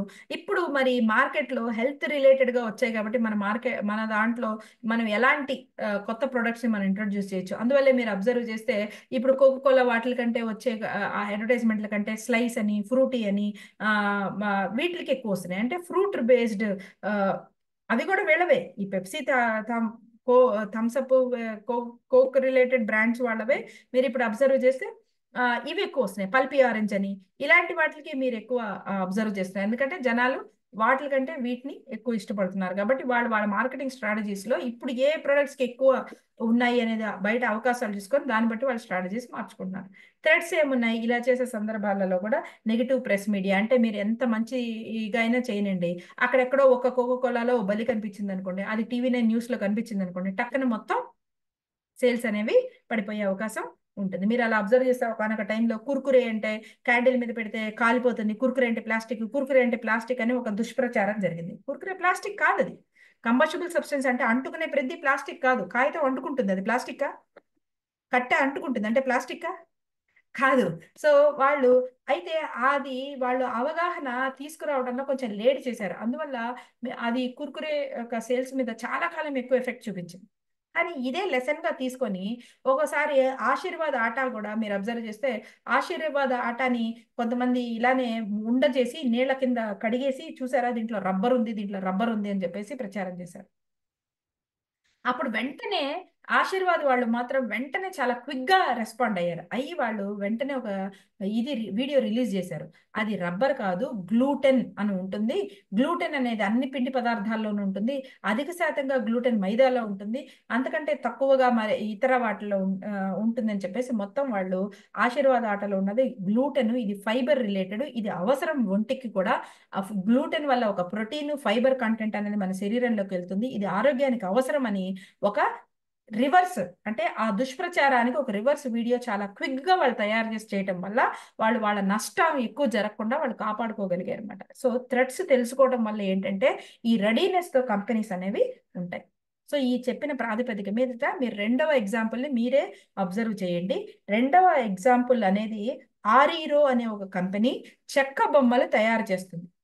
అంటే అది మీరు ఆరీరో అని కొట్టండి, ARIRO. ఇదొక తమిళనాడు బేస్డ్ కంపెనీ.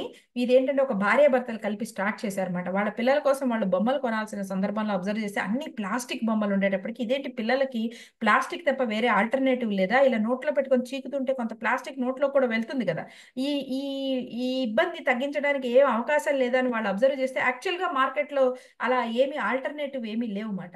అది అబ్జర్వ్ చేసి అక్కడి నుంచి వాళ్ళకి ఐడియా వచ్చి వాళ్ళే సొంతంగా చెక్కలతో బొమ్మలు తయారు చేసే ఒక కంపెనీ మొదలు పెట్టారు. దాని పేరే ఆరీరో. మీరు ఒకసారి క్లాస్ అయిపోయిన తర్వాత గూగుల్లో కొట్టి ariro.com అని కొట్టండి, మీరు అక్కడ చెక్క బొమ్మలు అవి చూస్తారు. అవి మనం ఆన్లైన్ కూడా ఆర్డర్ చేసుకోవచ్చు. ఇప్పుడు ఒకసారి అది చూసాక అప్పుడు ఈ స్వాట్ చూడండి, మీరు ఇంకొంచెం బెటర్గా మీకు అర్థమవుతుంది. ఓకేనా? సో ఇవి ఆర్గనైజేషన్స్ కంపెనీస్ వేసుకున్న స్వాట్. ఇక్కడ మీరు చూసే ఎగ్జాంపుల్, ఇది కూడా స్క్రీన్ షాట్ తీసుకోండి. ఇక్కడ చూసిన మీరు 2 ఎగ్జాంపుల్స్ లో మొదటిదేమో ఒక ఎడ్యుకేషనల్ ఇన్స్టిట్యూట్ లో చాలా కాలము ఒక ఇంగ్లీష్ కమ్యూనికేషన్ ఫ్యాకల్టీగా పనిచేసిన వ్యక్తి సొంతంగానే ఒక English teaching online platform start చేసి తన క్లాసెస్ చెప్పాలి అంటే ఏంటి, అంతకుముందు తను ఒక రిసోర్స్ పర్సన్, ఇప్పుడు తనే ఒక కంపెనీగా మొదలయ్యి ఒక ఆన్లైన్ కంపెనీగా మొదలయ్యి తను ఈ క్లాసెస్ తీసుకోవాలని అనుకున్నప్పుడు ఆ వ్యక్తి తన కోసం వేసుకున్న స్వాట్ అన్నమాట. అంటే అలా స్టార్ట్ చేయాలని అనుకుంటే తనకున్న బలాలేంటి, బలహీనతలు ఏంటి, ఇలాంటి ఒక ప్లాట్ఫామ్ స్టార్ట్ చేయడానికి బయట ఉన్న అవకాశాలు ఏంటి, అదే విధంగా ఈ చేసే క్రమంలో తను ఎదుర్కోగలిగే ఛాలెంజెస్ ఏంటి. మనకి తెలియని ఛాలెంజెస్ ఎలాగో వస్తాయి, కానీ తెలిసినంతలో ఎలాంటి ఛాలెంజెస్ వస్తాయి అనేవి మనకి తెలియడం వల్ల ఎలాంటి వాటికి మనం సిద్ధపడి ఉండాలి, ప్లాన్ బి ప్లాన్ సి ఏం వేసుకోవాలి అనేది కూడా మనం రెడీగా ఉంటాం అన్నమాట. దానికి సంబంధిత డెసిషన్స్ మనం కరెక్ట్ గా తీసుకోగలుగుతాం. రెండవ ఎగ్జాంపుల్ మీరు అబ్జర్వ్ చేస్తే ఇందులో ఆర్టిఫిషియల్ జ్యువెలరీ బాగా తయారు చేయగలిగిన టాలెంట్ ఉన్న ఒక వ్యక్తి, అందాక అది కేవలం టాలెంట్ గానే ఉంటే ఆ టాలెంట్ ను ఉపయోగించి దాన్ని ఒక బిజినెస్ గా మార్చాలని అనుకుంటే అప్పుడు ఆ వ్యక్తి తన కోసం తను వేసుకున్న స్వాట్ అన్నమాట. అంటే బలాల్లో వాళ్ళు ఏం ఆలోచిస్తారు, తనకి ఎలాంటి డిజైన్స్ వచ్చు, ఎంత క్రియేటివ్ పర్సన్, ఒక కస్టమర్కి ఏం కావాలి అనేది ఎంత చక్కగా ఆలోచించుకొని అవగాహన చేసుకోగలుగుతారు, మెటీరియల్ పరంగా మరే పరంగా ఏమైనా ప్రాబ్లమ్స్ వచ్చినా వాటిని ఎలా డీల్ చేయగలుగుతారు, ఇవన్నీ తనకి తెలుసుంటే అవన్నీ తన బలాలుగా రాసుకున్నారు. బలహీనతల్లో ఏం రాసుకున్నారు అంటే తనకి ప్లానింగ్ లేకపోవడం, అంటే ఒకటేసారి చాలా పనులు వస్తే చేయలేకపోవడం, ఆల్రెడీ తనకంటూ ఒక ఉద్యోగం ఉండటము, కొంచెం ఏ పని ముందు ఏ పని వెనక డిసైడ్ చేయలేని ఒక కన్ఫ్యూజన్ ఉంటాయి. ఇవన్నీ తన బలహీనతలుగా, అంటే స్వతహాగా ఆ వ్యక్తికి ఉన్న బలహీనతల్లో ఆవిడ రాసుకున్నారు, ఆవిడ కానీ ఆయన కానీ రాసుకున్నారు. తర్వాత ఆపర్చునిటీస్, ఇది బిజినెస్ గా ఆపర్చునిటీ ఏంటంటే ఇప్పుడు అసలు బంగారం వెండి విపరీతంగా రేట్లు పెరిగిపోయిన సందర్భంలో ఇప్పుడు ఆర్టిఫిషియల్ జ్యువెలరీకి చాలా చాలా అవకాశాలు ఉన్నాయి. అందులో రిపిటేషన్ అనేది లేకుండా చక్కగా తక్కువ అఫోర్డబుల్ రేట్లో అది వచ్చేస్తాయి కదా. సో ఆర్టిఫిషియల్ జ్యువెలరీకి ఇప్పుడు చాలా మంచి అవకాశం ఉంది, తనకు మంచి నెట్వర్క్ ఉంది. అదేవిధంగా ఇంకొంతమంది వ్యక్తులను కూడా ఇన్వాల్వ్ చేసి ఆ బిజినెస్ ని బాగా పెంచుకోగలిగిన అవకాశం ఉంది. ఇప్పుడు కొరియర్ కానీ ఇవన్నీ కూడా చాలా ఈజీ అయిపోయినాయి, పేమెంట్ మెథడ్స్ కానీ ఇవన్నీ చాలా ఈజీ మెథడ్స్ అయిపోయినాయి. ఆర్డర్ ఇవ్వడం, ఆర్డర్ తీసుకోవడం, ఇవంతా టెక్నికల్ గా కొంచెం అవగాహన ఉన్నా కూడా ఇమీడియట్ గా ఇవన్నీ కూడా వెబ్సైట్ డిజైనింగ్ కానీ ఇవన్నీ చాలా ఈజీగా తొందరగా ఇవ్వాలనుకుంటే రేపు పొద్దున కల్లా మీకు వెబ్సైట్ ఒక ఐడియా ఇచ్చేసే నెంబర్ ఆఫ్ కంపెనీస్ మీకు ఇప్పుడు రెడీగా ఉన్నాయి. సో ఇవన్నీ చాలా తొందరగా అవకాశాలు అనేవి ఫాస్ట్ గా బిజినెస్ లాంచ్ చేయడానికి అవకాశాలు చాలా ఎక్కువగా ఉన్నాయి. కానీ థ్రెట్ ఏముంది అంటే ఒకటేసారి చాలా మంది కస్టమర్స్ వచ్చేస్తే ఇన్ దట్ కేసు తను ఎలా హ్యాండిల్ చేస్తారు, లేదంటే ఇది క్రియేటివ్ వర్క్ కాబట్టి వేరే ఎవరినో నువ్వు చెయ్యి అని చెప్పడానికి లేదు, ఎందుకంటే వీళ్ళకుండే క్రియేటివిటీ అవతల వాళ్ళకు ఉందని చెప్పలేదు. అలానే వీళ్ళు కూర్చోబెట్టి అందరికీ 10 మందిని కూర్చోబెట్టి అందరికీ పని నేర్పిస్తే వాళ్ళు ఇమీడియట్ గా వాళ్ళు ఏం చేస్తారు, వీళ్ళ దగ్గర నుంచి వెళ్ళిపోయి వాళ్ళు సొంతంగా బిజినెస్ పెట్టేసుకుంటారు. ఈ థ్రెట్ ఎప్పుడూ ఉంటుంది కదా, రైట్. ఇలాంటి ఛాలెంజెస్ ఎప్పుడు కూడా ఉంటాయి. ఇన్ దట్ కేసు సడన్ గా బోల్డ్ అని ఆర్డర్స్ వచ్చినప్పుడు ఎలా చేయాలి, లేకపోతే ఒకటే బోల్డ్ అని డిజైన్స్ ఎక్స్పెక్ట్ చేసినప్పుడు ఏం చేయాలి, బల్క్ ఆర్డర్స్ వచ్చినప్పుడు ఏం చేయాలి, లేదు ఒకటేసారి మెటీరియల్ కొనేసారు, ఆ మెటీరియల్ ఆ టైప్ ఆఫ్ మెటీరియల్ మాత్రం అసలు ముందుకెళ్ళకపోతే ఏం చేయాలి, ఇలాంటివన్నీ కూడా థ్రెట్స్ ఉంటాయి. ఇలాంటివన్నీ వాళ్ళకి ఒకసారి అవగాహన వస్తే, ఇప్పుడు ఇలా స్వాట్ వేసుకుంటే నెక్స్ట్ ప్రాసెస్ ఏంటి అంటే అప్పుడు ఎలాంటి బలాల్ని ఉపయోగించుకొని వాళ్ళ అవకాశాలని సద్వినియోగపరచుకోవాలి, ఎలాంటి బలహీనతలు ఏ బలహీనతల్ని వాళ్ళు ఓవర్కమ్ చేయడానికి ఎలాంటి సోర్సెస్ ఉన్నాయి. ఫర్ ఎగ్జాంపుల్ ఈవిడ ఎగ్జాంపుల్లోనే ఉంది, డిజార్గనైజ్డ్, చాలా బిజీ అని అనుకుందాం. ఇన్ దట్ కేసు మెటీరియల్ తేవడానికి ఒక వ్యక్తిని, ఆర్డర్స్ తీసుకోవడానికి ఒక వ్యక్తిని ఇలా ఎంప్లాయీ చేసుకొని డిజైన్స్ డిసైడ్ చేసి వర్క్ అసోసియేట్ చేయడానికి మాత్రం తన రోల్ లిమిటెడ్ చేసుకుంటే అప్పుడు ఆ వ్యక్తి ఈ బిజినెస్ ని చాలా ఇంకా మెరుగ్గా చేసుకోగలరు. అంటే ఇప్పుడు వీక్నెసెస్ ఏంటో తెలిస్తే ఆ వీక్నెసెస్ ఎలా ఓవర్కమ్ చేయాలనే ఒక అవగాహన వాళ్ళకి వస్తుంది. అదే విధంగా ఆపర్చునిటీస్ ని మరింత ఆపర్చునిటీ అంటే వెంటనే వాళ్ళకున్న నెట్వర్క్ ని టకటక వాళ్ళు యాక్టివేట్ చేసి, ఇప్పుడు మనకి ఇలాంటి ఎలా నెట్వర్క్స్ ఇతర ఓ లయన్స్ క్లబ్ లో చేరో, ఇంకో దాంట్లో చేరో, ఇంకో వాటిలో చేరో, వాళ్ళ నెట్వర్క్ ని మల్టిప్లై చేసుకునే అవకాశాలు వాళ్ళు చేసుకోవడం, ఈ విధంగా వాళ్ళు ఆపర్చునిటీస్ ని మరింతగా పెంచుకోవచ్చు. అదే విధంగా థ్రెడ్స్, ఒకటేసారి చాలా ఆర్డర్స్ వచ్చేసే అవకాశం ఉన్నది అనుకున్నప్పుడు ఏం చేయొచ్చు, ఫర్ ఎగ్జాంపుల్ మామూలు రోజుల్లో ఎవరు ఎలాంటి డిజైన్ అడిగినా చేయవచ్చు.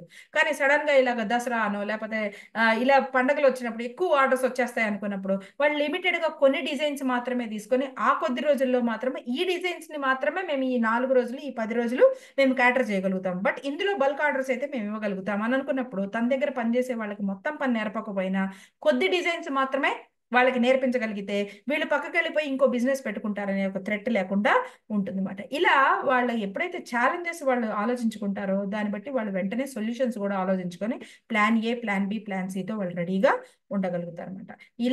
ఇలాంటి పని హెల్ప్ చేసి పెడుతుంది మనకి స్వాట్ అనాలిసిస్ ఉంది. అలాంటి డెసిషన్ మేకింగ్ హెల్ప్ అవుతుంది స్వాట్ అనాలిసిస్ అనేది. సో మీరు కూడా ఏం చేస్తారంటే ఈ క్లాస్ అయిపోయిన తర్వాత కూడా మరిన్ని స్వాట్ అనాలిసిస్ ఎగ్జాంపుల్స్ తీసుకొని ఆ కంపెనీ ఏంటి దాని నేపథ్యం కొంచెం ఆలోచించుకొని మీరు దాన్ని బట్టి స్వాట్ అనాలిసిస్ గురించి చేస్తే మీరు క్యాటర్ చేసే ఆడియన్స్ కానీ మీకు కానీ ఏ విధంగా దీన్ని మంచి టూల్ గా మీరు ఇంట్రడ్యూస్ చేయొచ్చు అన్న దానిపైన మీకు మరింత అవగాహన అనేది వస్తుంది. ఇప్పుడు మన దగ్గర అప్పుడప్పుడు స్టూడెంట్స్ వస్తూ ఉంటారు, నా క్రికెటర్ అవ్వాలని ఉంది అంటాడు, ఒకటి నేను డైరెక్టర్ అవ్వాలని ఉంటాడు. సడన్ గా మీరు ఇది అవ్వదు, ఇది జరిగే పని కాదు, ఇది అవ్వదు అని మనం చెప్పడానికి లేదు. ఏమో నిజంగా అవ్వగలిగిన వాడేమో, మనం ఎలా ఒకళ్ళ భవిష్యత్తు అవ్వదని మనం ఎలా చెప్పగలుగుతాం.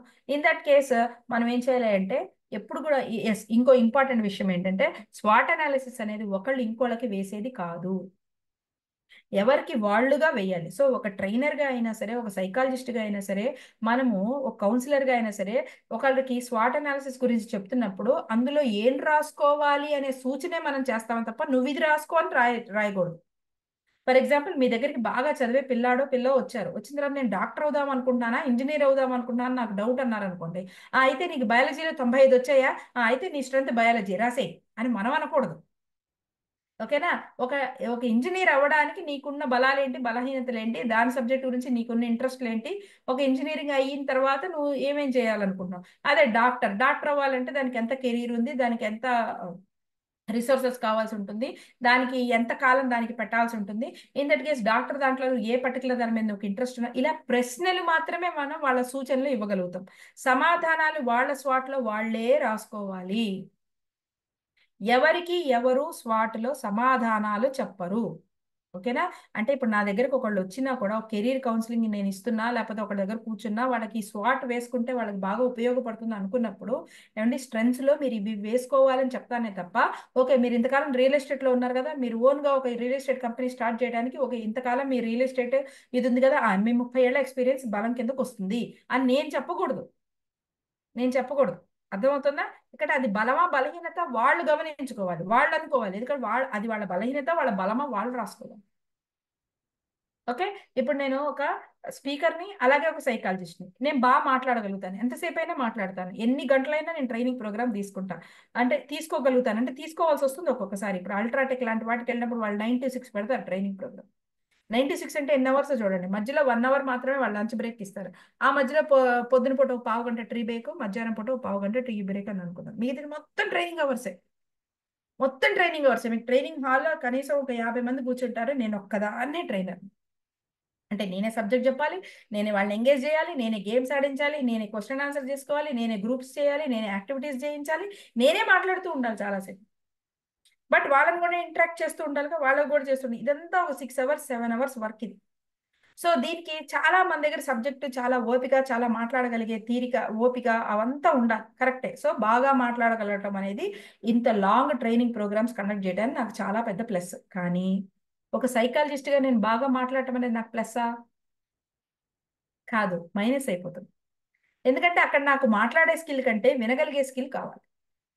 నేను మాట్లాడే స్కిల్ ఇప్పుడు వచ్చేసి ఆంజనేయులు గారు ఏదో నా దగ్గర కౌన్సిలింగ్ కేసుకొచ్చారు. ఏమంటే యాక్చువల్గా నేను మా ఆవిడ మా ఇద్దరికి కొంచెం ప్రాబ్లం ఉందండి. యాక్చువల్గా మొన్న ఏమైందంటే ఒక 1,00,000 రూపాయలు నేను మా అమ్మగారికి ఇచ్చినప్పుడు ఏమైందంటే మా ఇంట్లో ఆ రోజు గొడవ అయిందండి ఆయన మొదలుపెట్టిన. అయ్యిందా? తెలుసు. మీ ఆవిడ గొడవ పెట్టిందా? తెలుసండి. కోడళ్ళు అంటే అంతేనండి. అత్తగారికి మీరు డబ్బులు ఇచ్చేటప్పుడు కోడళ్ళకి చెప్పకూడదండి అని నేను మొదలుపెట్టాను అనుకోండి, అది కరెక్టా? కాదు కదా. ఏ కేసుకి ఆ కేసు డిఫరెంట్. ఆయన చెప్పనివ్వాలి. ఆయన అరగంట 20 నిమిషాల ఏంటో ఆ సమస్య మొత్తం మాట్లాడనివ్వాలి తప్ప నాకు బాగా తెలుసు కదా అని మొత్తం అన్ని సినారియోస్ నేను మాట్లాడేసేయకూడదు. ఓకే, సో అక్కడ బాగా మాట్లాడటం అనేది మైనస్ అవుతుంది, బాగా వినడం ప్లస్ అవుతుంది. సో కెరీర్ మారినప్పుడు, గోల్ మారిపోయినప్పుడు, పాత్ర మారిపోయినప్పుడు స్వాట్ కూడా మారిపోతుంది. ఓకే, సో ఒక గోల్కి ఒక స్వాటే ఉంటుంది. గోల్ మారిపోతే స్వాట్ మారిపోతుంది.